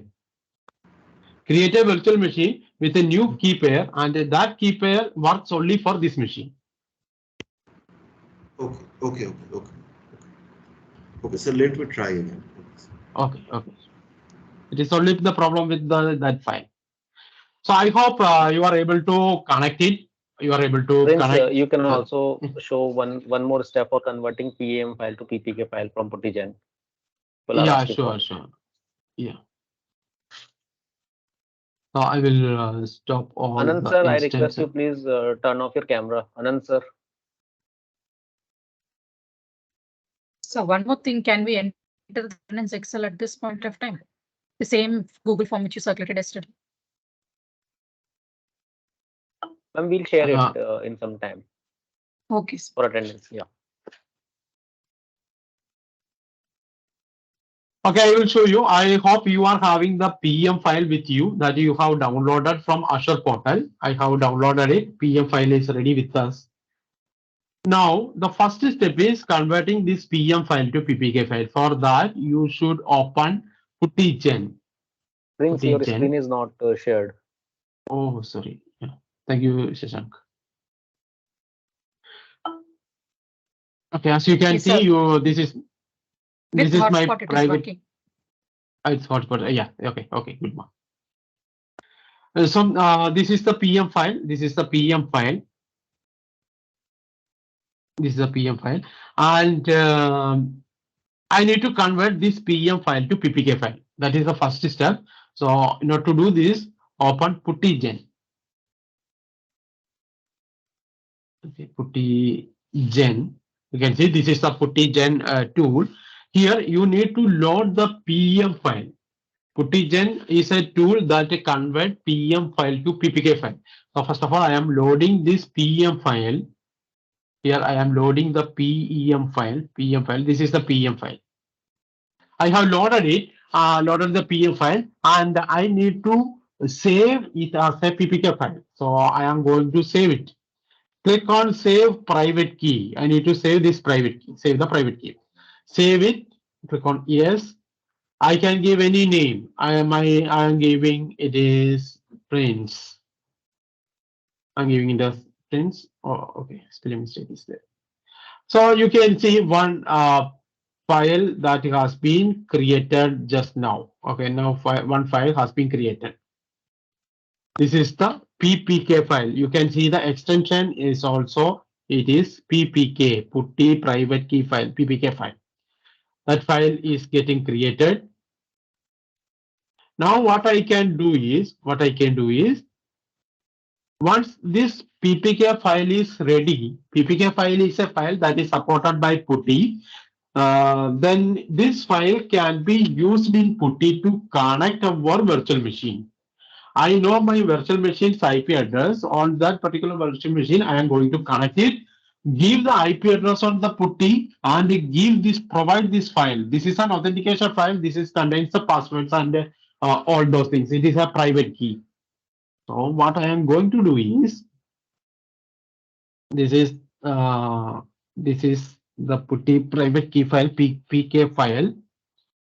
Just open PuTTY. Just open PuTTY. Provide the IP address. My virtual machine's IP address is this one. As you can see, my virtual machine's IP address is this one. Copy the IP address and paste over here. And you need to provide the authentication file as well, credentials as well. So click on expand SSH, expand authentication, and you need to upload the file. So this is the PPK file. Only PPK file is supported by PuTTY. So PPK file, just open it.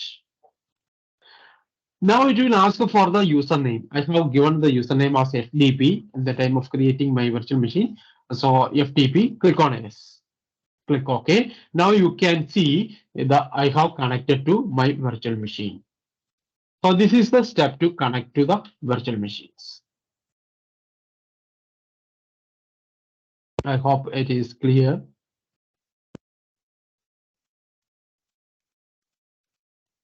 After doing all those things, you can execute some commands, something like it is a Linux-based machine. It is a Linux machine. Ubuntu 20.0.2. You can execute some basic Linux commands over here. ls means nothing is there. You can create a directory. All other things you can do. Okay, I am doing sudo apt get update.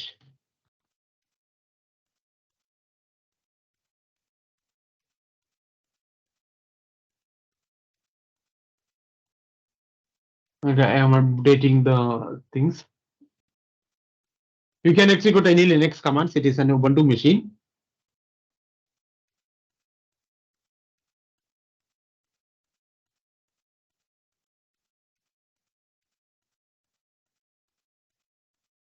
Okay, I have uploaded, I have updated it. And if you want, you can install some server sudo apt-get install Apache 2, any server. If you want to install that server, you can install Apache 2. So I am installing it. Why? Can you please maximize your screen? Yeah.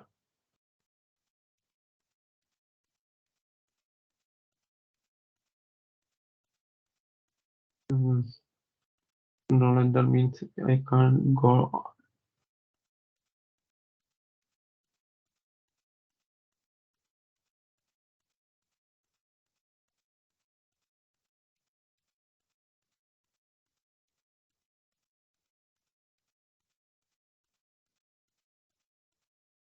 There is no zoom option is not there.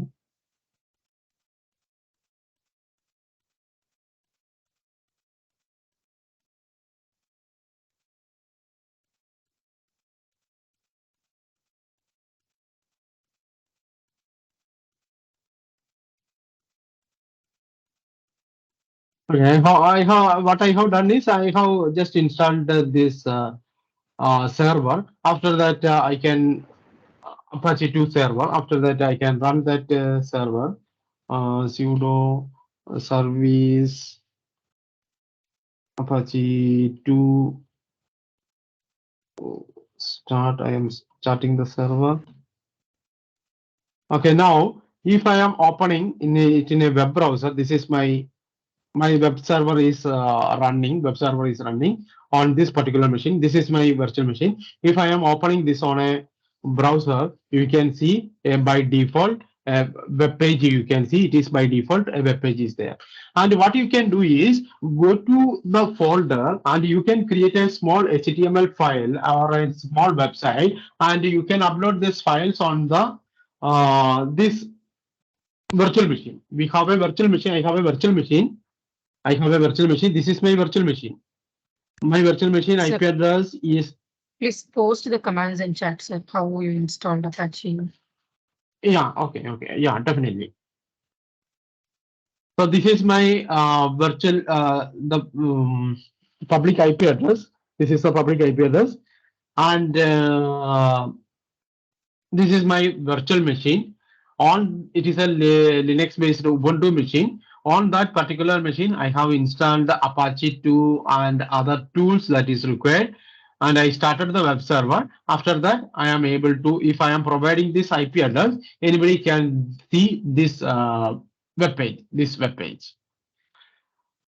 And instead of this web page, I can create my own web page or my own HTML file or a website. I can create my own website and I can upload the files over there. Then your website will be visible on this particular IP address. So this is how we are uploading or hosting the website on a virtual machine. So what I have done is, these are the commands I have used. I will post in the chat box. Somebody's camera is turned on. First of all, I have get update command. I have updated it, and sudo get install Apache 2. I have installed Apache 2. Get install Apache 2, and after that sudo service Apache 2 start. I have started the Apache server. Then you just paste this IP address on a browser. Then you are also able to see this web page by default web page. These are the commands I have done. That is pasted on the chat box. So you can also try. You can, once it is connected, this is your Linux machine, connected the virtual machine, connect the virtual machine. On this particular virtual machine, you are having a command prompt, something like this. Just to do these commands that is in the chat box, just to do all these commands and open the browser and just give your IP address and check whether you are by a small web page is appearing or not.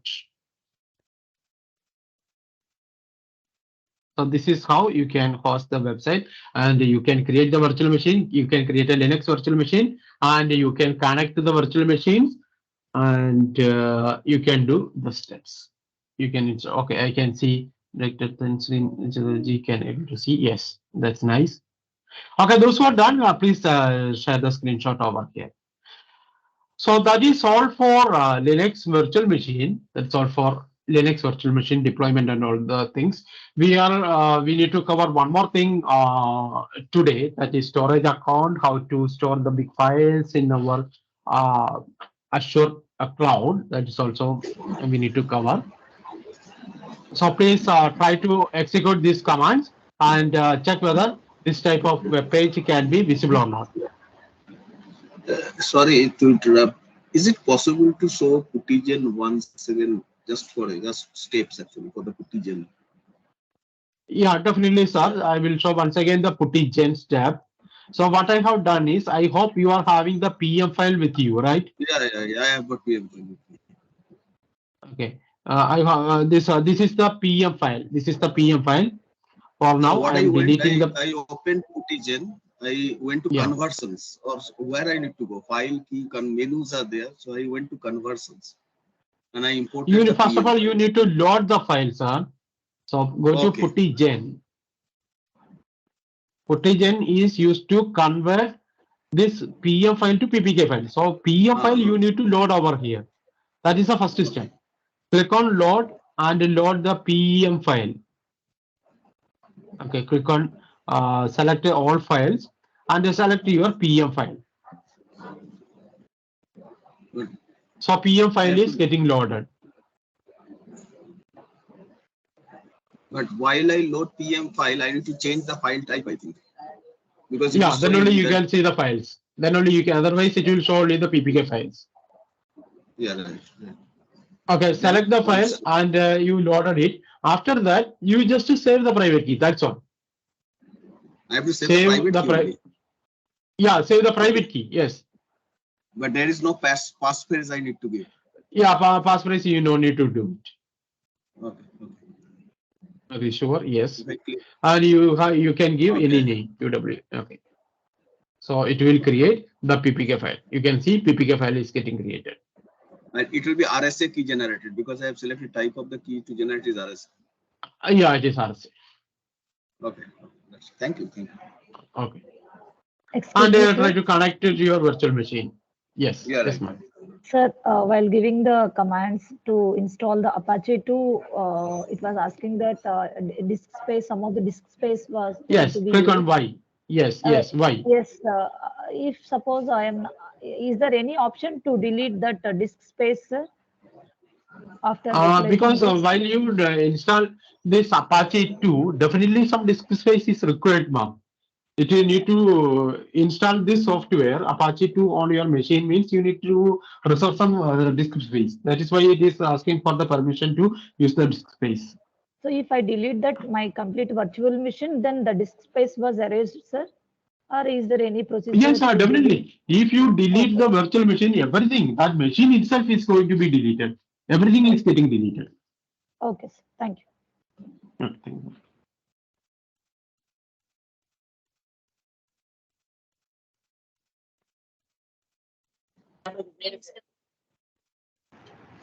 Sir, if I copy the IP address, it is unable to show. It is saying, we can't reach the page. Unable to connect. Yeah, it is because you are not started the Apache 2. So try to execute this tab, sudo service Apache 2 start. This command you need to execute. Sir, what is it, sir? See? Yeah, I have pasted in the chat. Check whether you have installed Apache 2 over there. Okay. Here some commands are Apache there. tool. You just, yeah, you need to install. There is some commands are there. You just to follow these commands. You just execute this command, and then you are able to see the things. Okay.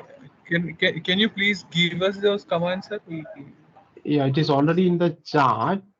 Okay, I'm unable to copy. I will paste once again. Okay. Sorry, I am unable to paste it. Okay, I can type it.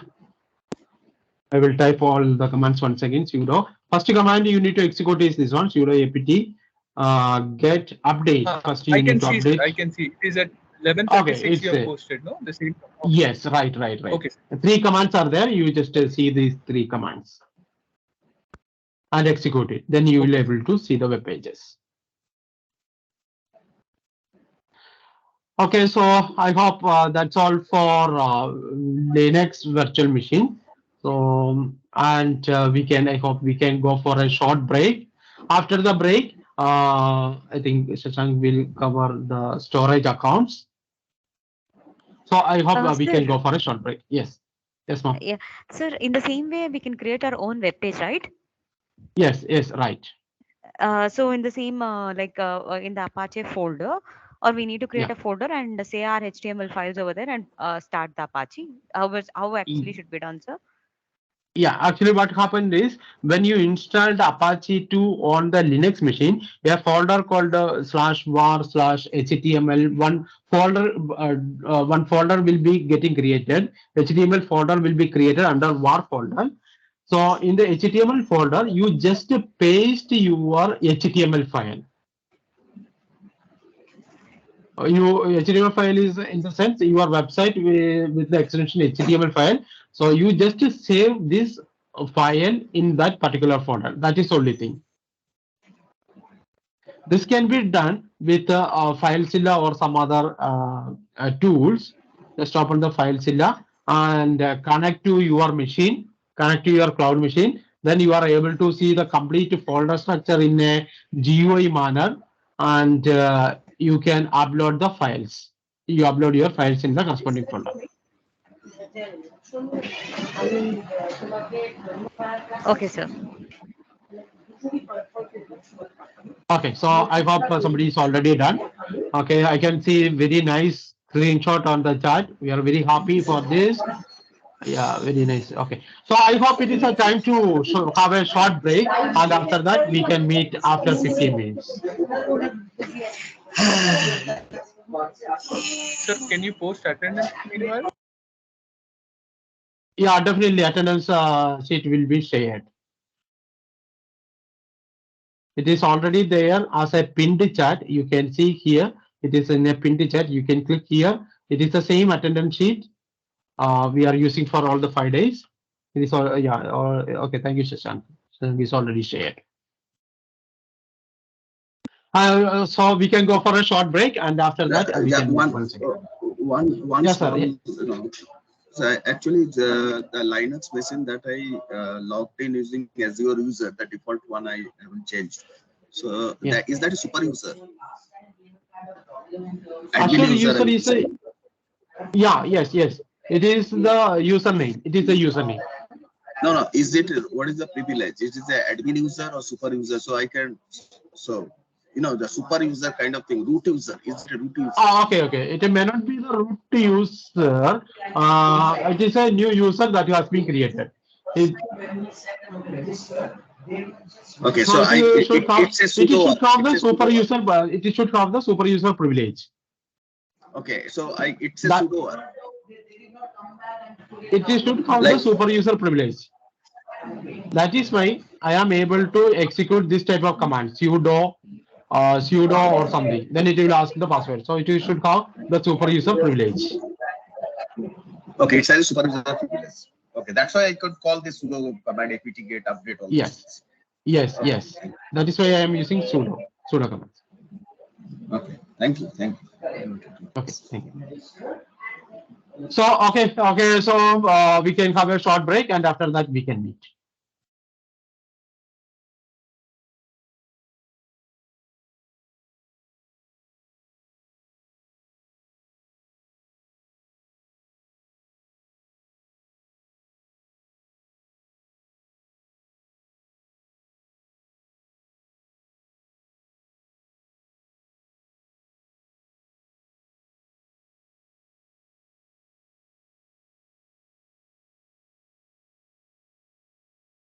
నాకు తెలిసి వస్తుంది PhD అంటే PhD చదువుతా అంటే నేను కూడా MLA చేద్దాం అనుకున్నాను వాడు దాని గురించి ఓకేనా మిషన్ లెర్నింగ్ చేద్దాం నాన్న చేద్దాం సో సెకండ్ పర్సన్ మీగా సాజిద్ అనే అతని టీం లీడర్ మర్చిపో నువ్వే టీం లీడర్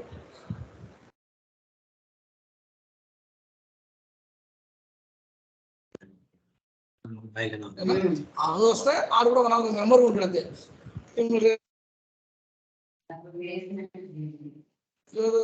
లేదా నాకు కాల్ చేయమని మాట్లాడుతున్నాను రెగ్యులర్ గా నాకు అప్డేట్ ఇచ్చేవాడు టీం లీడర్ ఉంటాడు అది సెకండ్ పర్సన్ ఇతనే కాబట్టి ఇతను టీం లీడర్ ఉంటాడు రామ్మోహన్ రెడ్డి సరే ఏదైనా కానీ నాకు ప్రతిదీ నువ్వే రెస్పాన్సిబిలిటీ కాబట్టి నువ్వే జాగ్రత్త చూసుకో మిషన్ లెర్నింగ్ చేద్దాం ప్రాజెక్ట్ చెప్తాను మీరు సక్సెస్ఫుల్గానే టైల్స్ మీకు ఏదో ఒక ఇన్స్టిట్యూట్ అంటారు కదా బుక్ చేసుకున్న కొన్ని టైల్స్ బుక్ చేసుకున్నాక అందులో మనం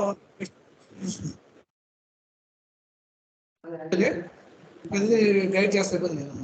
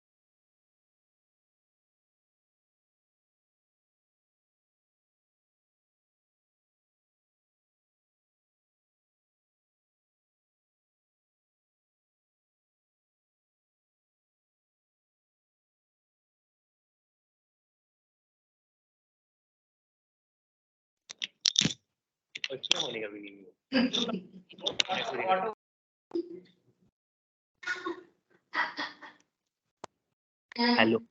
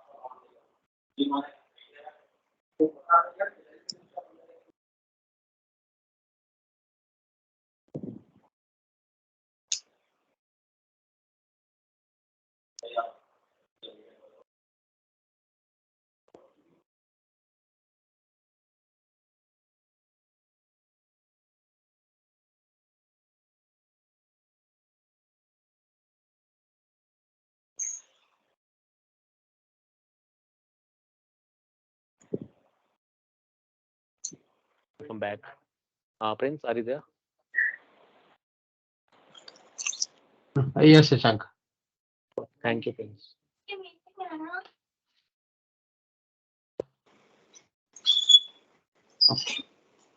Okay, so welcome back. I hope all of you have back after the break. So I can see so many are connected to the virtual machine and do all the things. Now we have to complete one more topic, that is storage accounts. Okay, I will share the page. There is some error in Windows Virtual Credential. Find connecting solution, please. Okay.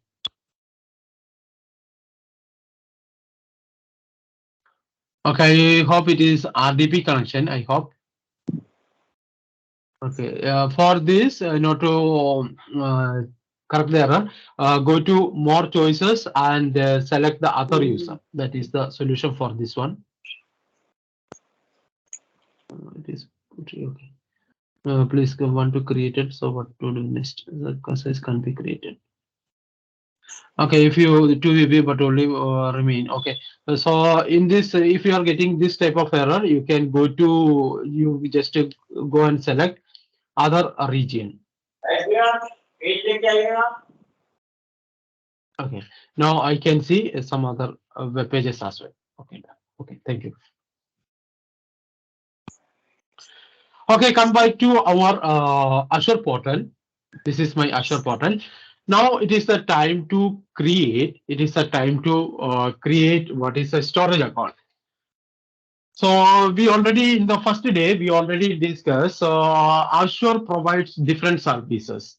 Different services like storage. We can use the cloud for storage. If you want to store a big file, then we can use this Azure storage. You can use the Azure storage.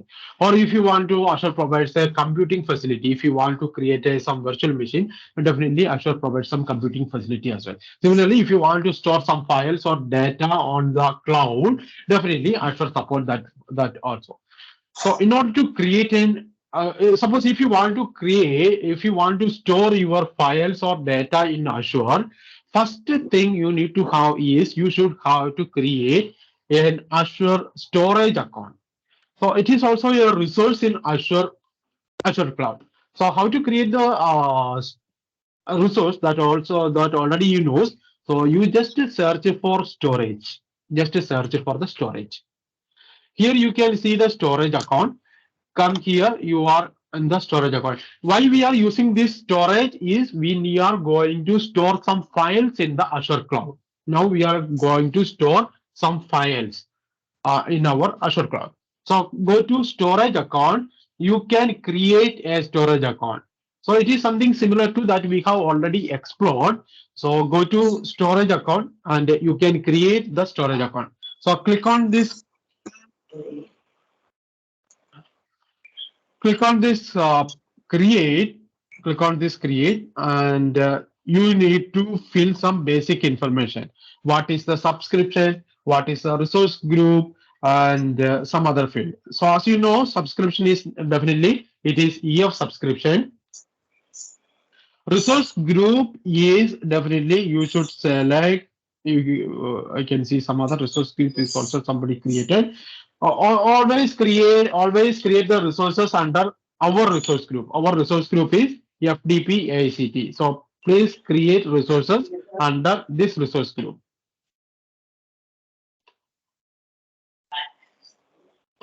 And the next one is storage account name. You have to provide one storage account name. And remember, this storage account name should be unique. So I am giving a storage account name. You can give any name, but it should be unique. So I am giving Prince Storage. Okay, this name is already taken by somebody for FDP. I am giving this one. Okay, this name is available. So storage account name you have to give, and the region you can select the region that is closer to you that already we have given. Performance by standard you can give, and redundancy is nothing but the replica where we are going to store the files in this Azure storage, and there are different redundancy mechanisms are available. LRS is there, locally redundant, and geo redundant is there, sound redundant is there, geo sound redundant is there. LRS means it is going to store in the same zone, and GRS means it is geographically separated areas. The same your data will be replicated on different regions. That is ERS, and the zero redundancy is there. So you can select if you are for this LRS is the cheaper one. If you are selecting GRS, it is cost maybe something higher than the LRS. So I am opting for GRS itself. I am not going to change anything over here.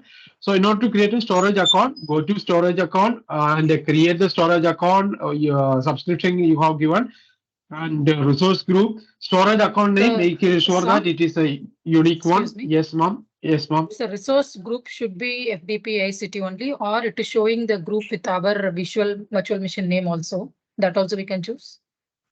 Like for example, your virtual machine name is not the resource group. The other resource group I can see over here. Yeah, the last one is mine. Last one is mine. Okay, so you may be created a resource group as well. So don't need to create any resource group. We already have a resource group that is FDP AICT, and we can select this one. Don't create any new resource group. No need to create. So better all the resources should be under this resource group. No need to create any new resource group. So resource group I have selected FDP AICT. And account name also I have given. Region I have given as is the US, and go to advanced tab. No need to do anything over here. Come to networking. Storage account name can be any name as we wish, right? Yes, any name, but it should be unique, globally unique. Okay. And data protection. Prashant sir, you are not muted. I can mute from mouse.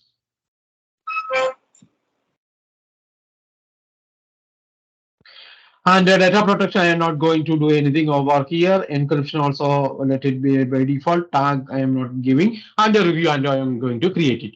So only thing that I have done is on the basics tab, give the subscription, give the resource name and the storage account name. That's the only thing I have done. And click review and create it. I am going to create it.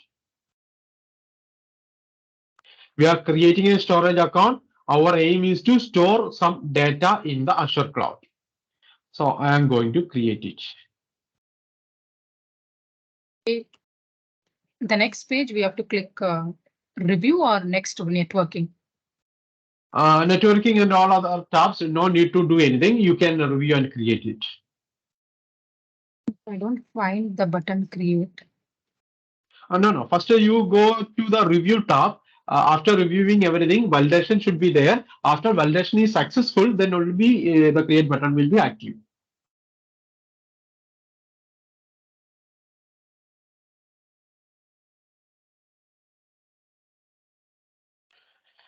I hope you already created the resource storage account. Okay, I will show one more thing. Okay, I hope it is showing done. one more thing. Wait. Create a storage account name. Here the resource group, you have to select FTP ACTE. Storage account name, you have to give any name. My storage account name is Prince PDN. Okay, let's check whether it is available. Yes, it is available over there, and I can review it. After that, I can review. So validation is checking for the final validation, and now you can see the create button is enabled. If everything is fine, it is enabled. You can create it. So I already created it. So this is my storage account name. This is my storage account name. I hope you already created the storage account name. Once it is done, we need to do one more configuration over here. So here you can see the blob anonymous access is disabled. Anonymous access is disabled means no public party can able to access your storage account. If suppose you are storing some files on your storage account, nobody will be able to access it. Nobody will be able to read it. So what I am going to do is I am enabling this anonymous access so that anybody can see the files. They can see your files. So I am enabling this thing. Okay, I am going to enable it here. Allow blob anonymous access. I am going to enable it. Okay, click on save. And just to go back to overview, check whether it is enabled or not. Now you can see it has been enabled. And you can see default access tier, it is hot. There are different tiers are there for the storage account. Hot tier is there, cool tier is there. The hot tier means if you want to store the files frequently, then you have to select this hot tier. If you want to store the file and no need to access it is frequently, means you can move this file to cool tier. Hot tier is costlier than the cool tier. So I am going to opt for the hot tier. By default, it is hot tier. Okay, let it be for the hot tier itself. Make sure that it is enabled. Blob anonymous access is From where we enabled. will get this option? So from where After will we get this creating, option? after creating the storage account, this is my storage account. Go to your resource. This is my storage account. Go to the resource. And by default, it is overview. You are able to see all the features, all the storage account details you can see. And just to see whether this anonymous access, blob anonymous access is enabled or not. By default, it is disabled. Click here and enable it. Click here Then blob anonymous access, allow blob anonymous access should be enabled. Click on here and save it, enable it. And they come back to overview. I'm not Make getting sure this that, option select. okay, by default, it is something like this. It was disabled.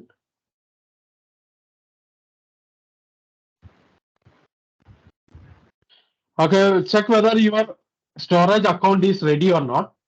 Go to your home account, and this is my storage account. My storage account is ready. Please check whether you are able to see your storage account. This is my storage account name. Go to your home page and check whether your storage account is ready or not. My storage account is ready. Click on this one. This is the overview page of the storage account. I am in the storage account. I can see all the properties of my storage account. By default, this blob anonymous access is disabled. I am going to enable it. So click here and I am going to enable it.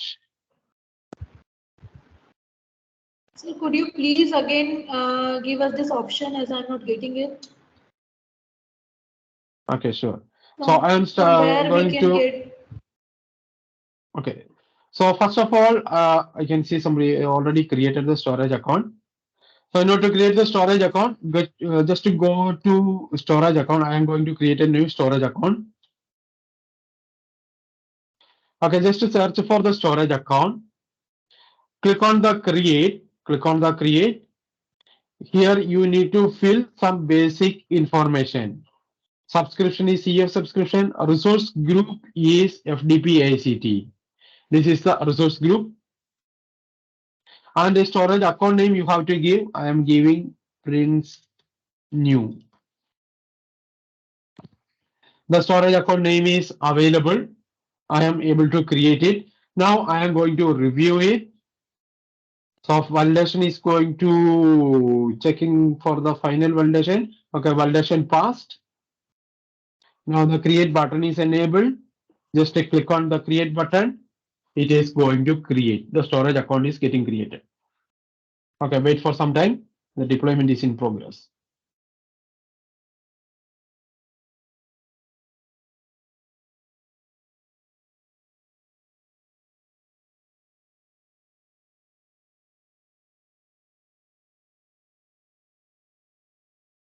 Okay, this is my storage account. The status is accepted. It is not at all deployed.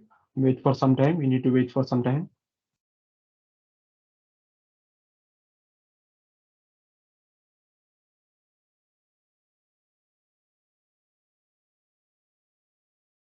You can see the status over the notification bar also. Notification. Here the notification you can see the notification. Okay, deployment is in progress.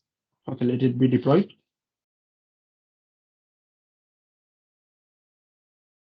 Okay, now you can see the deployment is successful. Go to resource. This is my storage account. This is my storage account. So I hope you are on the same page. This is the resource. Prince New is the storage account.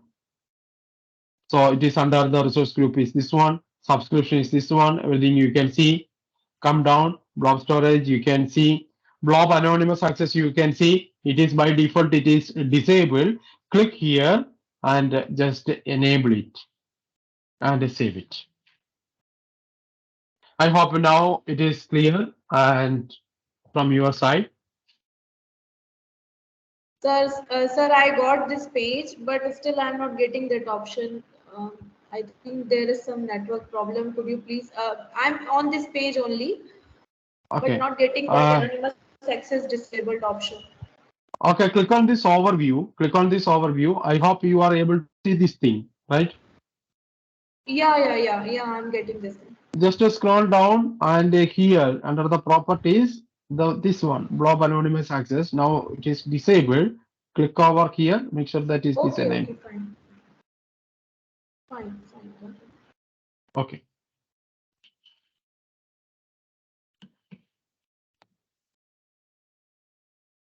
Okay, make sure that it is enabled. One more time, you just go to the overview and you check whether it is enabled or not. Make sure that it is enabled. We should enable it. So once it is enabled, okay, I hope it is enabled. Now it is the time to upload our data. In order to upload our data. So in order to upload our data,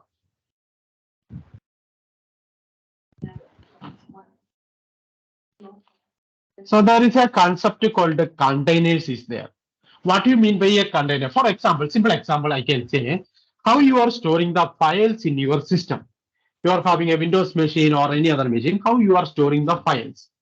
You can either store the files as it is in a desktop or anywhere, but better idea is to create a new folder and store your files over there. That is a better idea, better option. Create a folder and upload the file. Suppose you are having different, suppose if you want to store different programs, programming languages, different programs. You are having Python programs are there, different C programs are there, C++, Java programs are there, some other PHP programs are there. You are having different programs. How you are storing these programs in your system? So better approach is create a folder named Python, store Python files over there. Create a folder name called PHP and store the PHP related files over there. That is a better idea to store the files.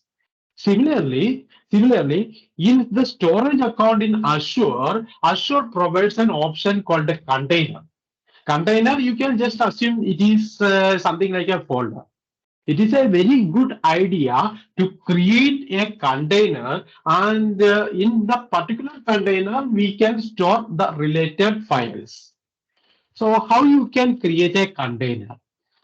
I am in the storage account.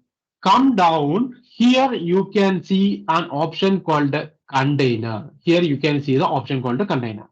I am going to click on here. Now you are able to see only logs is there. You can create a container over here. You can create a container. So I am going to create a container. Okay, I am going to create a container. My container name, I am giving it as FDP. In my storage account, this is a container. Container is nothing but it is something similar to a folder. I am creating a folder called FDP. And it is by default, it is anonymous access level is private. It is private means it is a private folder. Nobody will able to access the access that particular folder. If you are keeping the files over there, the folder itself is an anonymous private. If the folder or the container is private, means if you are keeping the files over there, nobody will able to access it. Nobody will able to see. File will be there. If you want to store some sensitive information, then you can keep it as private. But in our case, I am going to change the anonymous access to blob anonymous access, read access. Blob anonymous access I am giving. Okay, just to create it. Create a container. I have created a container in my storage. So this is my container. FDP is my container name. And anonymous access level is blob anonymous access. I am creating one more container and just Python. I want to store some Python files, so Python. I am going to create a container, Python. And I am changing the access level to blob anonymous access and create it.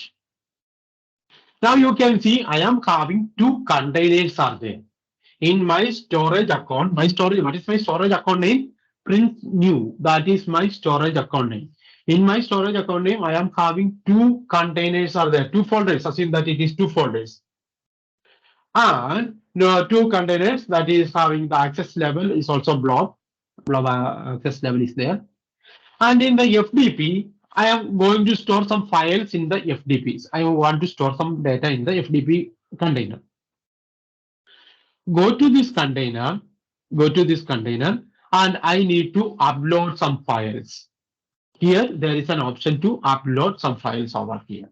Just upload some files. I am going to upload some files over here. Click on upload.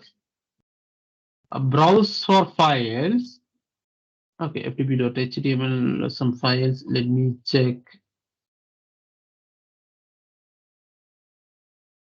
Okay, unfortunately, I don't have any good files are there. Okay, just thinking. I can create a new file or in the downloads folder. Let me check any files.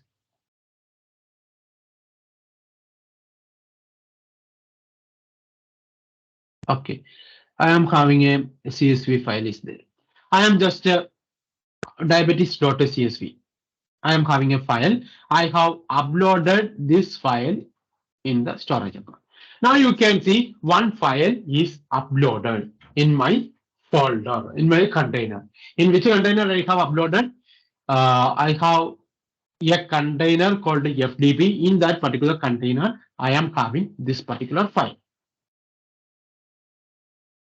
So till now, what I have done is created a storage account, change the anonymous access level as anonymous access level that is enabled, anonymous access enabled. Then created a container. I have created two containers, out of which in one container I have uploaded one file, and this is the file. These are the steps I have done. This is the file I have uploaded over here on the storage account. Click this one, then you can see some details, something like you can see the URL. This is the URL. This is the public URL. If you provide this URL to anybody, they are able to see the files. You can see the file will get downloaded. So I can share this URL to you so that you can also see the files.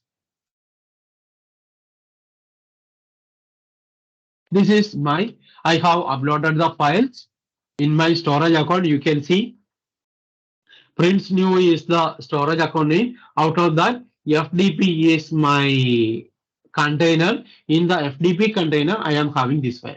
If you click this link, you are able to download the files or view the files. So this is how you can store your files in the storage account. So please try to. Interruption.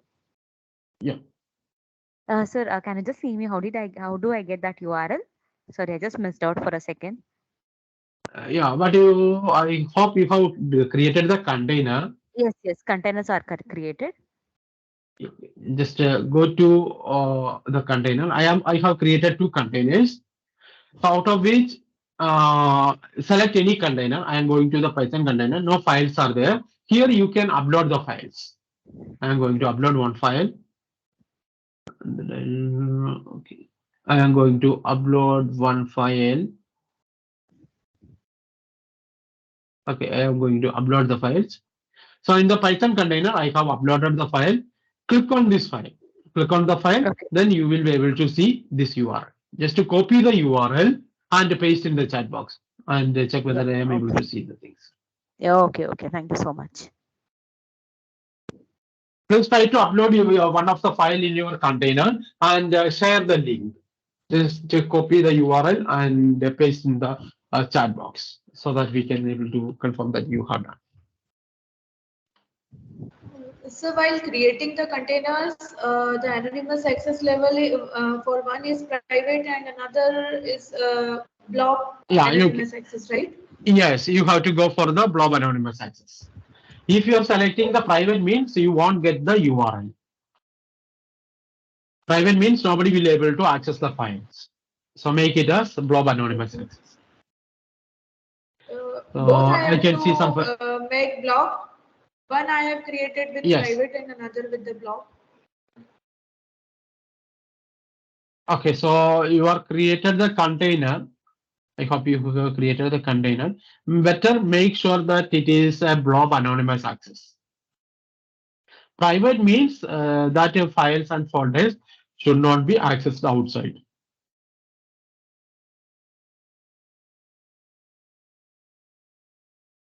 So create the storage account. Here you first of all you create a container.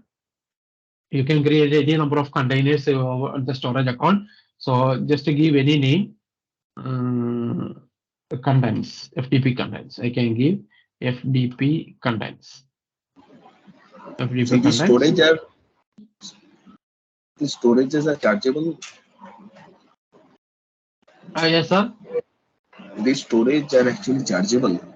Means how they charge. Yes, definitely, sir.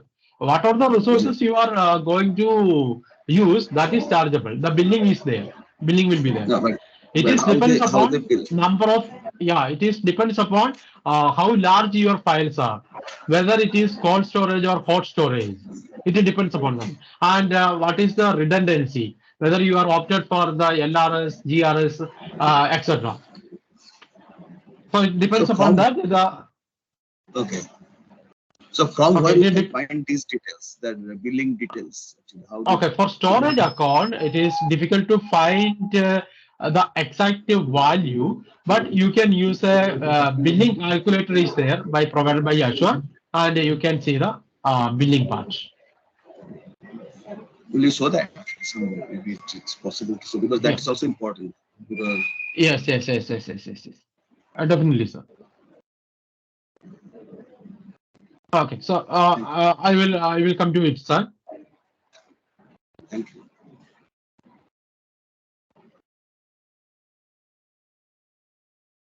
So I have created a container.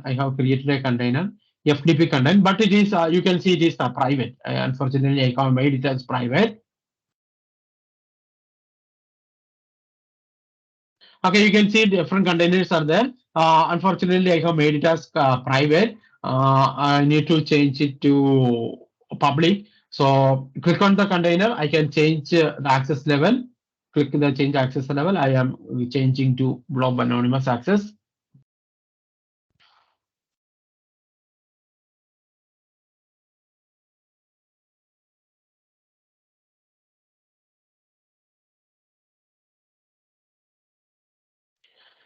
Okay, FTP contents are there. Now this folder contains no files and no data is there. I am going to upload some files.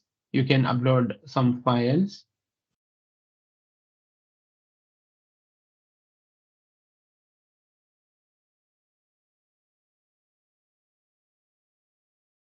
Download folder. I am uploading some file. 1.xlx is there. I am uploading this file over here. It is getting uploaded, and click on this file and you are able to see the public URL. And please share the public URL in the chat.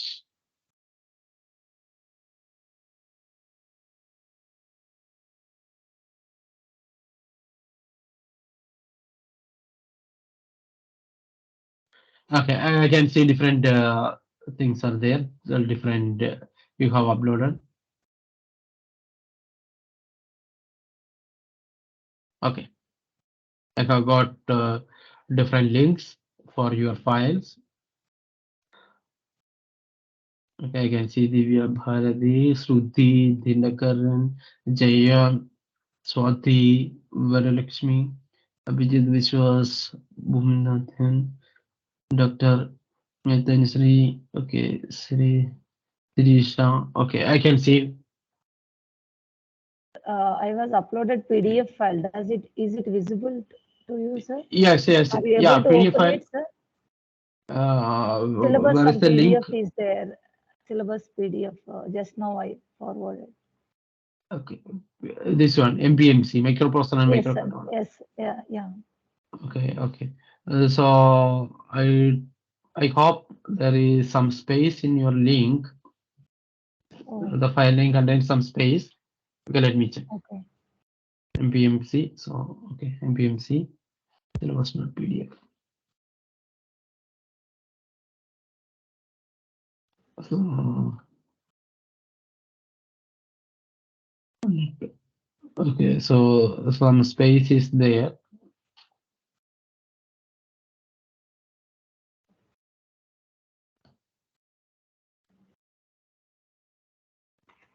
Does we need to change it to the public, No sir? need. No. Blob anonymous. Blob anonymous. That is enough. Then it is. Okay, I can see the files. Yeah. So this is the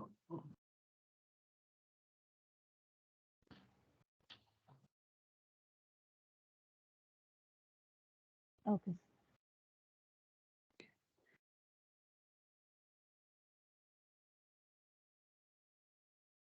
Okay, I can see the storage account and you have uploaded the files.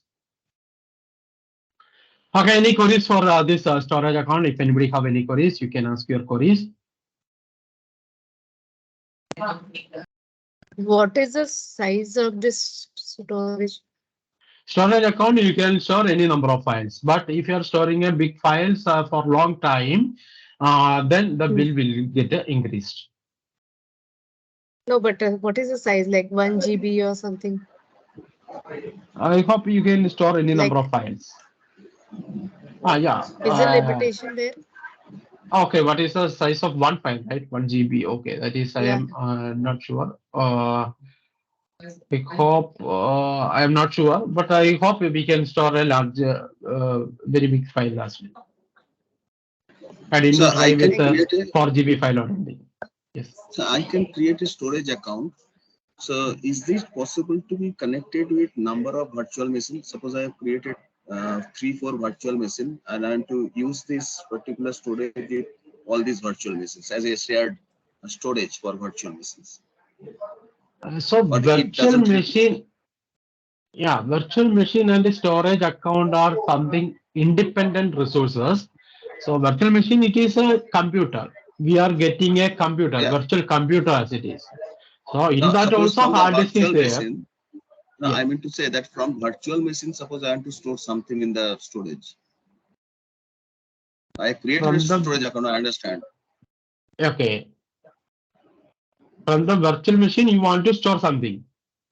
Yeah, suppose there are multiple virtual machines. They are actually sharing the same storage account because the some data is there in the storage account that all these virtual machines will be needing. So this is what we are doing. We are doing it from the physical machine to the storage. But from the virtual machine, suppose I want to store something in the storage.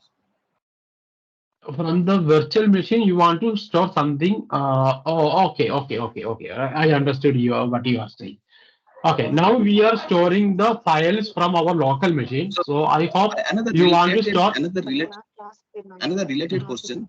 The virtual machine uses a hard disk actually. Is that in blob storage?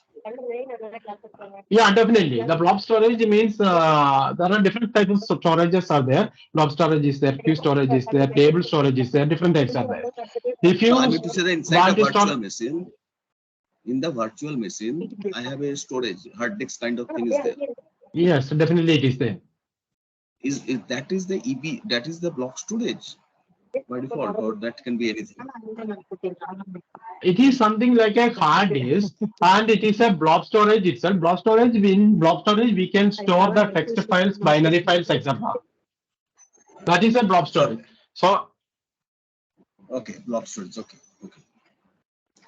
So in the hard disk also, you can store some files. In the virtual machine, you can create a virtual machine. In the virtual machine also, you can create store some files. That's also fine. Yeah, suppose. But suppose in the virtual machine, I have kept some important files, and then I have destroyed the virtual machine. So I'm going to lose everything. Yes, definitely it will lose. So suppose before destroying it, I want to transfer that into a blob storage, and then I destroy. So my data will be safe over there. Yes. So how okay, can in we do this that? scenario, in this scenario, what you can do is, I hope you can go for data factory or something. But the storage account too, okay, blob storage, okay, I need to check that one, whether you, because this hard disk and all those things, it is temporary. If you are restarting the virtual machine, means the data will getting lost. Obviously, because I have got a huge, suppose I have got a huge CSV file, and that I cannot store in my. So in this case, better so we go for this store. Yeah, but then I am running some process on the virtual machine, but once the process is over, I have to destroy because this is incurring cost. But I don't want to lose the data. So I have to store that in storage. Storage cost will be lower than the high power machine. Yes, definitely. So better you can store this on the storage account and go to the virtual machine. Anyway, you can have a URL. From that URL, you can access the data from the virtual machine itself. So your data will not get lost. That will be slow. but that will be slow, I think. Or if I access data, then Oh, you will need to load the data in from virtual machine itself, right? yeah, right, because my process is running in the virtual machine. Okay. My process is running in the virtual machine, so it is consuming the data. So there should be a fast streaming from the storage to virtual machine. Okay. I don't know exactly, but this process better to store in the storage account, and anyway URL will be getting, and you can load from the virtual machine itself. I don't know exactly from direct connection or anything is there. I didn't try that one. Anyway, I will check and I will tell you. Thank you.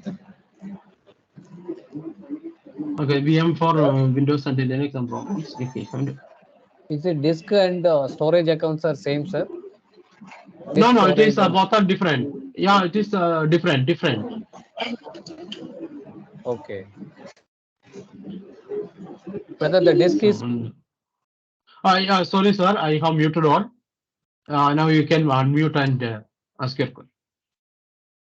Sir, whether the disk is mounted with a particular VM or it is separate, sir. It is independent resource. Okay, when you created a virtual machine, one disk is also attached with this. But the problem is it is virtual, and when you restart or something, that data will be unmounted, and there is a chance to lose your data. So if you want to store the data permanently, it is better to go for the storage accounts. Okay, sir. Thank you. Okay, I have uploaded. Is it possible to create a virtual hard disk kind of thing? Yes, definitely. So that will be different from storage account. Is that different from storage account? That may be different. The storage account, I hope. Okay, that may be different. I hope. We can create a virtual hard disk. Where? But but costing and all those things, I hope for virtual hard disk it is higher. Storage account it is cheaper. So I can create a virtual hard disk and I can share it with different virtual machines. Yes, definitely. So that may be good idea. Yeah, when I create a virtual machine, but there is no option to mount a storage account. Sorry, your voice is breaking. I mean to say that when I create a hard disk, when you create a virtual machine, I don't find any option to mount an external hard disk. I hope you need to create you just go to all resources or all services, and you just check whether it is virtual hard disk or anything is there. I'm not sure. I didn't do that thing. I hope. Okay, let me check. I think right click on VM and we can add disk. I think. While creating the virtual machine itself. Then you need to go for mounting. Okay. I didn't try that. I need to have a VM, then I click on the VM. Yes, sir. So I need to have a VM and I need to right click on the VM, and from there I have an option to mount. Yes, sir. Okay. Because that is a classical use case, I think. I have a hard disk where I have got all the data, but I need to mount it on several virtual machines. Okay. I hope this will help for your applications. Okay, coming back to our scenario. So we have created a storage account. So I request. Okay, so I hope you all created a storage account, and uploaded the files, and I can see some files are shared over there. Okay, in the storage account, one more thing you can do is we already created a Linux virtual machine, and we see how to host a website as well. But if it is a static website, you can also do with the storage account. For that, what you can do is go to your now what is our aim is to create or host a static website by using the storage account. So anyway, I am having the storage account ready, and what I am going to do is I am going to create a website. I'm going to create a website. So first of all, I am going to create a small website. Okay, so let me open my VS Code or any other editor. Here I am going to create a small website. Okay, on the desktop, I am creating a new file. Create a new file on the desktop. I am naming it as index.or abc.html. abc.html.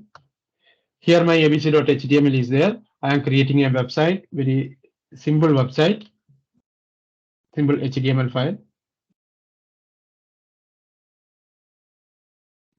So title I am giving it as storage account demo. And I am creating a small website, h1 tag. In the h1 tag, welcome to FDP ACT FDP, and I have created h2.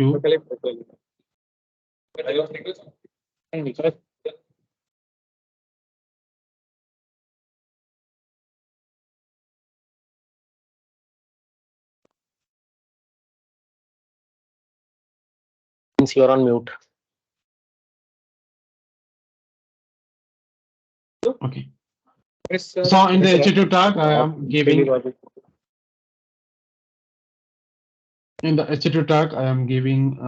EduNet Foundation.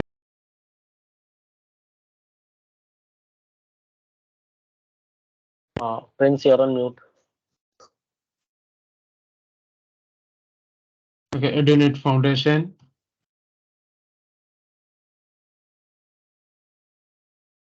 Okay, this my website is ready. I have created a small website. My website is ready, and this is the code. The website is ready. abc.html, where it is abc.html. I have created abc.html. Here you can see abc.html is there. Now come to the storage account. This is my storage account. In my storage account, my aim is to host a simple website. My website is ready. My HTML file, I have designed everything. Everything is fine. Now I am going to host this website on the storage account. So come to static website. Go to static website. Okay, so by default it is go to the storage account and just search for. Don't search here. Don't search static website over here. In the storage account, there is an option to static website. So come down here, the search option is there. Here, just to search for the static website. And by default, it is disabled. I'm going to enable it. And you need to provide what is your file name, index, whether it I have saved with the name abc.html. This is the entry point of your website. I have a website with the name abc.html, and the same thing I have give paste over here. abc. This is the entry point of our website. So you just give the file name over here and click on save. Now you can see you are getting a primary endpoint or a public URL. This is the public URL I am getting. Just to copy this one for later use. And I have enabled it. I have just named the file name, but I haven't uploaded the file website to the cloud. The website is still in my local machine. So what I am going to do is I am going back to my storage account, Prince New, and here go to the containers. If you enable the static website, you can see a small one web container is automatically getting created. Previously, it was not there. If you are enabling this static website, you can see this container is automatically getting generated, getting created. Just open this one and upload your website over here. Just upload it. Upload your website. My website is abc.html. Okay, click upload and I am going to upload it. Now you can see this is in my container. This folder is automatically, this container is automatically created when I am enabling static website. In that container, just upload the files. Just upload the website. Now again, just to search for the static website. Static website. It has been enabled. That is why that folder has been created. Now I am getting this file, this URL. This is the URL of my website. Just click on this one and I am getting that website. Welcome to AICT FDP EduNet Foundation. This is the website just I have created. And this is the URL. So please try to create, because all of you, please try to create a small website and host in the Azure cloud. Create a small website. I can share the code that the website code that I have created.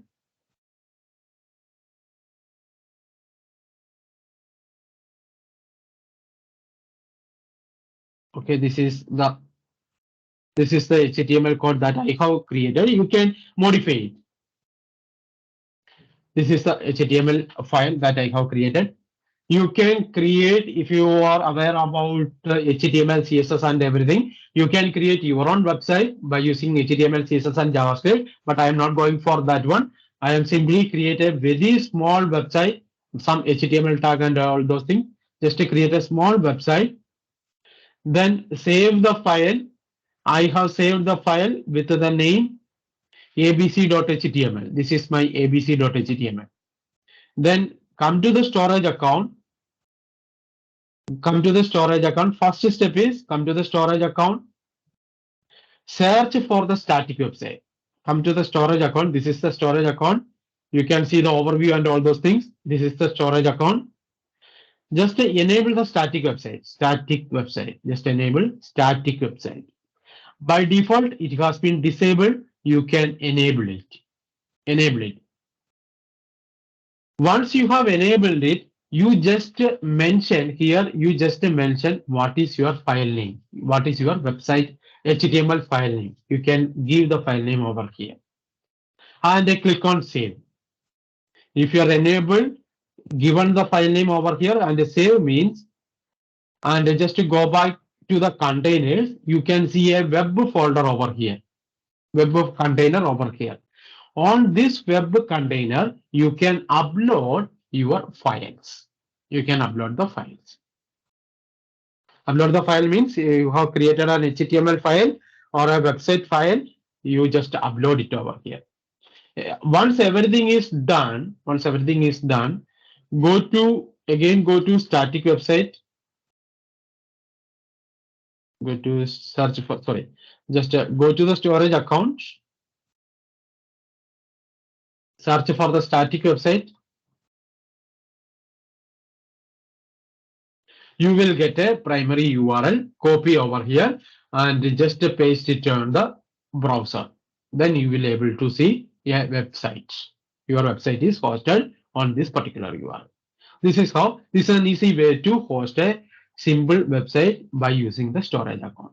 So I hope you can do from, yeah. Those who are done, please share the link. This is my website link I have just hosted. You can host a small website and just paste your website link in the chat.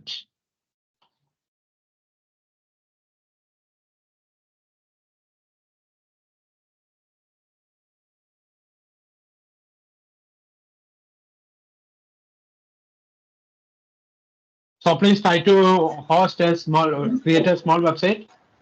Attendance link is already shared. I have one doubt. When I'm enabling the static website, I'm not getting that end point URL option, only index document and an error document bar. Okay. So by default it is disabled. You just enable it. So I Then again, enabled it. yeah, just to go back to the storage account, just to go back to the home or anywhere, and click on the storage account. Just to go to the container, check whether the web container is generated or not. No, not generated. If it is not generated, your static website is not enabled. Just to go back to static website, check whether it is enabled. Once it is enabled, don't forget to save it. Make sure that you are saving this thing. Okay, that will be the first. I haven't saved it. Okay, please save it. Now I got it.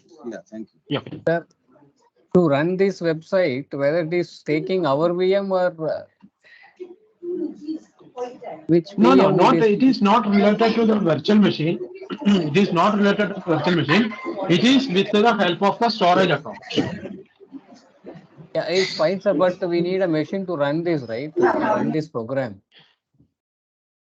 Yeah, definitely. On backend, this cloud, this Azure will take care of all those things. All Okay, the it is not compute relevant to facilities and our- everything will be, all the computing facilities and everything will be provided by the Azure. Okay. But I can't run any dynamic programming here, like kind of JavaScript and all this. I mean to say that JSP servlet. No. JSP servlet is not working because JSP not to run JSP servlet PHP. It requires a web server, but it is it is just a static website. Static. We can run all. Yeah, we can run only the static one. Okay, thank you. Sir. Okay. Sir, when I run my static website, I'm just getting an error saying this file does not appear to have any style information associated with it. The documentary is shown below.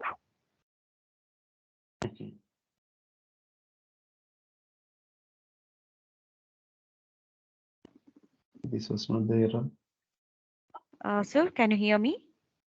Ma'am, what is the error? I can see in the chat. So no, the XML Or file can you does share not- the screen? Yeah, can you share the screen? Then it will Yeah, be yes, more. sir. Yes, sir, I it will. will I be will. more clear. Yes.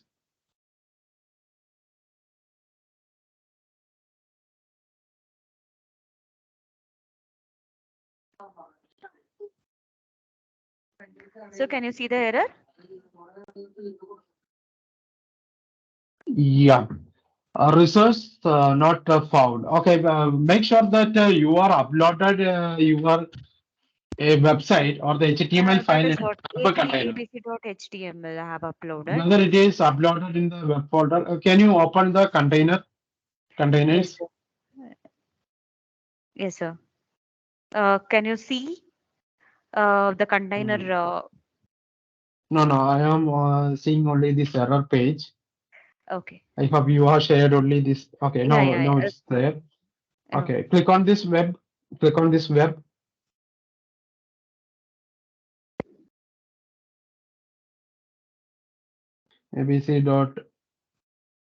abc.html. Okay.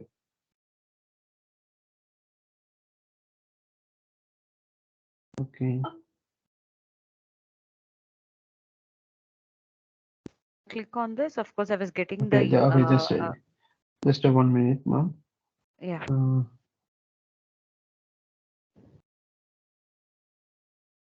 HTML, I can see. Okay, and come to just to search for the static. No, not here. In the website, everything is fine. Just to go back to the storage account. Storage account. Yeah, go back to the storage account. You are in the I'm container. on the- Just to click on the. You are in the Yes, sir. container. Just to click on the home page. Home icon. Home. Yeah. Okay. Just a top left corner. Yes. So the KR, I think that is a storage account. Click on that one. Yes. Click on this. Okay. And here you just for the static one, static website. Search for the static Yeah, website. static Okay, website. click on the static website. Click on the static website. Yeah, it is enabled and Okay, enable. And you just to copy this primary endpoint. Just okay. copy this, yeah, and just to paste this URL on the browser Okay. and to check whether it is working or not. Now it's working, sir. What Okay, was it the is error? working. Okay. Yeah. I couldn't find any error. I hope you are using the different endpoints, I think. Okay, okay. So the problem was with the endpoint. Yes, Yeah. you have Okay. used something else. This was the URL for your website. Yes, yes, sure. Now I am getting it. Thank you. Okay. Thank you, sir. So those are done. Please share the your website link to the chat box. Okay, I can see Sir, are you some going to websites. sir, are you going to share today's session with us in the evening? Yes, ma'am. Yes, yes. All yes. The recordings will be shared in the WhatsApp group in the evening. Sir, can you tell us where to create that website? Pardon, ma? Where to create that website thing? Can you please show us once again? Yeah. So what you can do is, I hope you have created the storage account. It is there, it is appearing, but that HTML, where to create it? Okay, you should have your own website, ma'am. So I already created it. This is my website, abc.html. Okay, this is my website. I already created. Once you have this type of files, if you don't know, if you don't have this HTML files, you can go to just to Google some sample website you are getting. You can use that one. Sir, can I say how did I create the web page? Yeah, sure. Yeah, you can just click on the new notepad, type the code that is pasted, that has been put up in the chat, save it as abc.html on the desktop itself, and you can just give the link of this abc.html in the container. Yes, right. So the website code is I hope I already pasted over here one simple sample one. You can see in the chat one ABC one HTML code I have pasted, and you can save this file as abc.html or anything, and upload this file in the web container. So this is my storage account. Here, first step is search for the static website. Just to search for the static website. First step is enable it. Your screen is not visible. Sorry. Yeah, yes. Sorry. Yeah. So this is my storage account. This is my storage account. Go to the storage account. Here, first search for the static website. Just to search for the static website. Just to go for the storage account. And just to search for the static website. First is enable it. Make sure that it is enabled. Make sure that it is enabled. Once you are enabled it, you enable it and don't forget to save. Make sure that it is saved. Storage the static website, enable the static website and save it. Then come back to the home and then go to the storage account once again. Open the container and make sure that you are able to see this folder, web folder. It is automatically getting created when you are enabling the static website. In this folder, in this container, you just upload the file that you have created. My website is abc.html. I have uploaded that file in the web container. That file is uploaded in the container. Then again come back to the storage account. Come back to the storage account. Search for the static website. Search for the static website. Give the file name over here, abc.html. That is a file I have just uploaded. Because in the web container, there may have multiple HTML files. You need to tell which is the entry point of your website. So I am only having one file, abc.html. So I am mentioning over here. And save once again, and you are getting a primary endpoint over here. This is the URL for this particular website. And you please share this link in the chat box, or you can just open this link on the browser and you are able to see your website.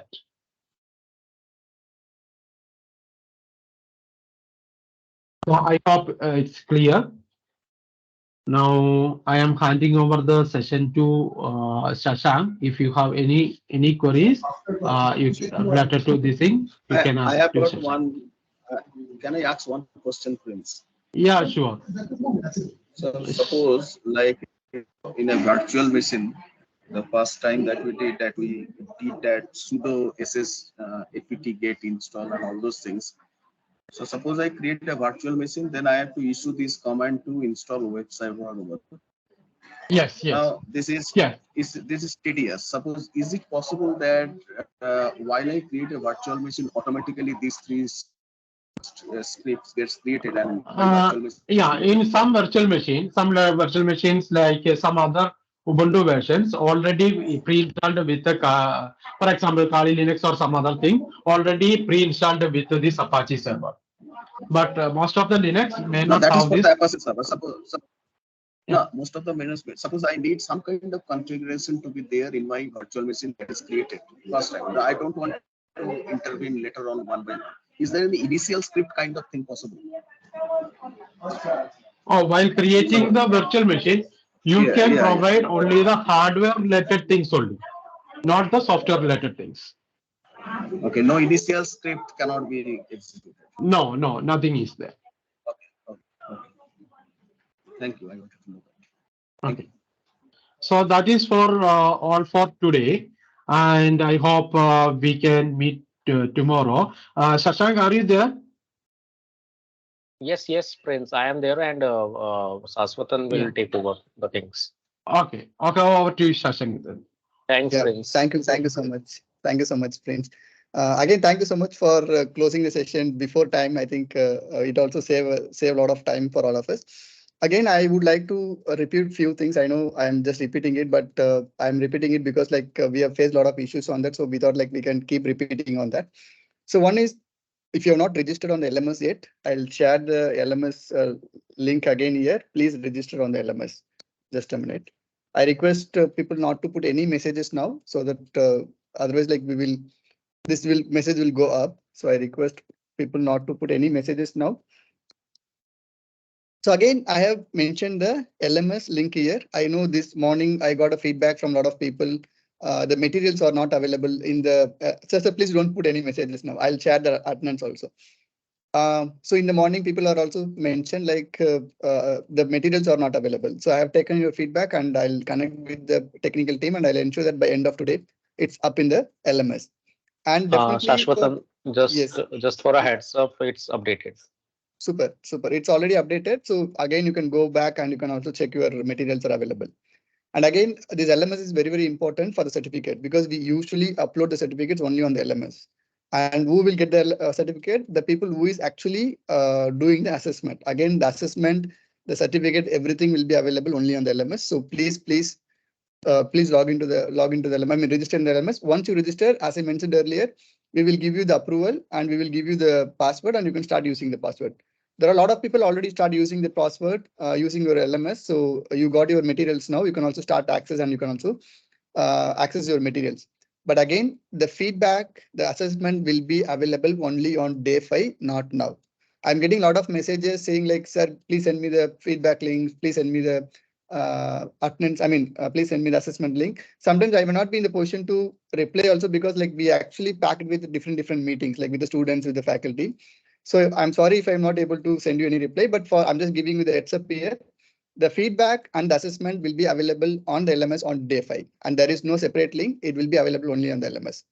If you find any other challenges in the LMS, I have already shared a sheet. Again, I'll share the sheet with you. Maybe I can also share my screen quickly. Excuse me, sir. This morning, yes, sir. Just a minute. I'll just complete this. Sir. Just Okay, give me okay, 1 okay. minute, sir. Yeah. Yeah. So I have shared this sheet in the morning, and I have informed all the people to update the details on sheet 2. Again, I can see only the details on sheet 1, not on sheet 2. I'm assuming there is no other challenges. If there is any challenge, please mention name, mail ID, and the challenges phase. Again, in the sheet 1, I'm getting like 2 email ID. I am not able to understand why there are 2 email ID, because you can't do 2 register on the LMS. It should be only 1 email ID. I don't know the reason for mentioning 2 mail ID here. Again, I'm saying, please use the sheet number 2. If you face any challenges on LMS, for example, you have registered on LMS and you got your password, but still you are not able to log in. So likewise, if you have any challenges, you can mention it here. Again, only 1 mail ID and the name, sheet 2. Again, if you have any challenges and if you send me any separate messages, again, I may not be in a position to reply. I'm sorry to say that, because yesterday I got like almost like 50 to 70 messages. And imagine like 70 messages, I have to say like, hello, sir, what is the problem, sir? May I know your mail ID? So getting this information, I also need to spend a lot of time, but we also have a time constraint. So we are just trying to create a system so that like all our problems are also sorted very easily. So again, if you have any challenges, please put it here. I'll wait till 6 o'clock. Once it is like updated, I'll go to the technical team. I'll sort out the issue, and tomorrow morning when we connect, we can also check like whether our issues are solved or not. So for today, use this sheet and update the sheet on sheet number 2, not on sheet number 1. And with this, I stop share. Maybe I can also share this sheet with you again in the chat box. I'll also stop sharing the screen. Yeah, so there is a question, do I need to register as a faculty or a student? Sir, when you click the link, there is a registration tab on the right hand side. Don't click that. Please scroll down. There will be a lot of questions will be there. You just fill the questions and submit. Don't click that registration or don't click student or faculty. The forms are already available on the main screen itself. You just need to scroll down and update the information. If you click the faculty and students, again, we will end up in the issue. We'll end up in some sort of like challenges. So that is the reason we are giving you the information on this on the first screen itself. But yeah, so in between, like somebody was asking some doubt, like I sorry to stop you, sir, but yeah, you can ask your doubt now, sir. Sorry, ma'am, like somebody was saying something. Same thing, sir. Yeah, same thing. Okay, you got the answer now. Thanks. Yeah. Very good, very good, super. So now I have put 2 links in the sheet. One is like a registration link, LMS link. I have put already in the chat box, and if you have any challenges, you can also update your mail details in the Excel sheet. That is also I have already updated. Now I'll give you the attendance sheet. Just a minute. Shashank, Prince, do you have this attendance sheet in handy? I need to take it. Yes. Yeah. Can you put that in the? I share. Yeah. Yesterday's link will not work. So yesterday link that you. We already put like almost like 10 times there. Again, we are putting it now today. Yeah, but that link I already filled up in that link. Will that work? Yes. Then fine. Sir, you need to fill it on a daily basis, sir. The link is going to be the same. Every day you need to fill that, sir. Okay, thank you. Yeah, super, sir. So please, every day you have to fill that. Again, we are going to use the same link, but still we are sharing it for your benefit. Again, please save it in any of your WhatsApp or email ID. You can save it anywhere, wherever you want, so that it will not get missed. But we will not share this attendance form in the WhatsApp group, because there are a lot of people in the WhatsApp group not joined the session also. So we will not share this in the WhatsApp group. And again, if you want to invite any of your friends for this session from day 3, please avoid that, because it will also create a lot of confusion. If you really want to invite any of your friends, you can ask them to join the other batch, which starts from 30th of October 30. Again, we will also send you all the information by end of next week in our WhatsApp group itself. So if you want to bring any friends, any of your relatives or colleague, you can also ask them to join on day 1 from the next batch, not on day 3. It will again create a confusion. I have not received any mail regarding LMS. So we have not sent any mail, sir. Of course, there was an initial mail which we have sent. That is just for the formalities. But like we can take this LMS links now. We basically don't send like a mail. We of course send a mail in the beginning. It's just a formality. But if you're not getting that mail, no worries, sir. We have already shared the link here. You can use that link and you can register in the LMS, sir.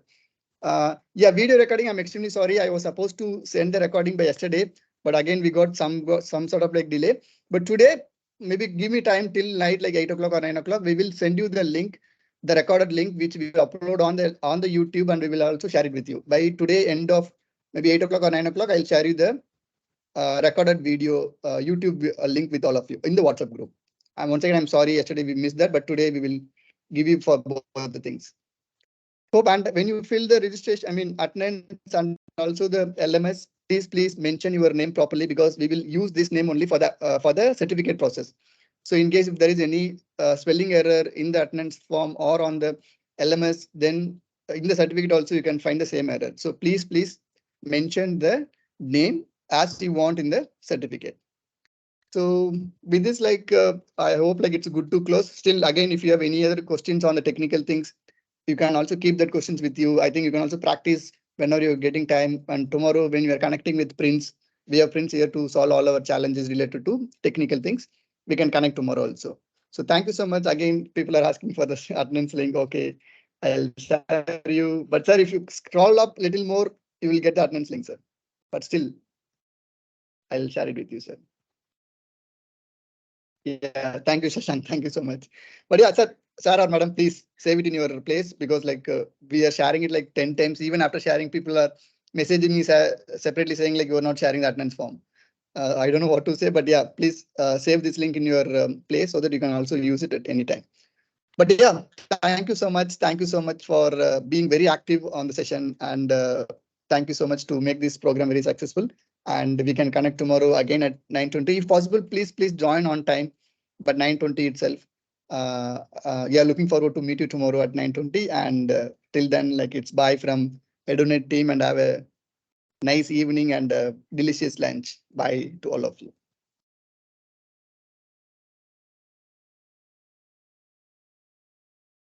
Prince, I think we can end the meeting. Is it possible for you to end the meeting?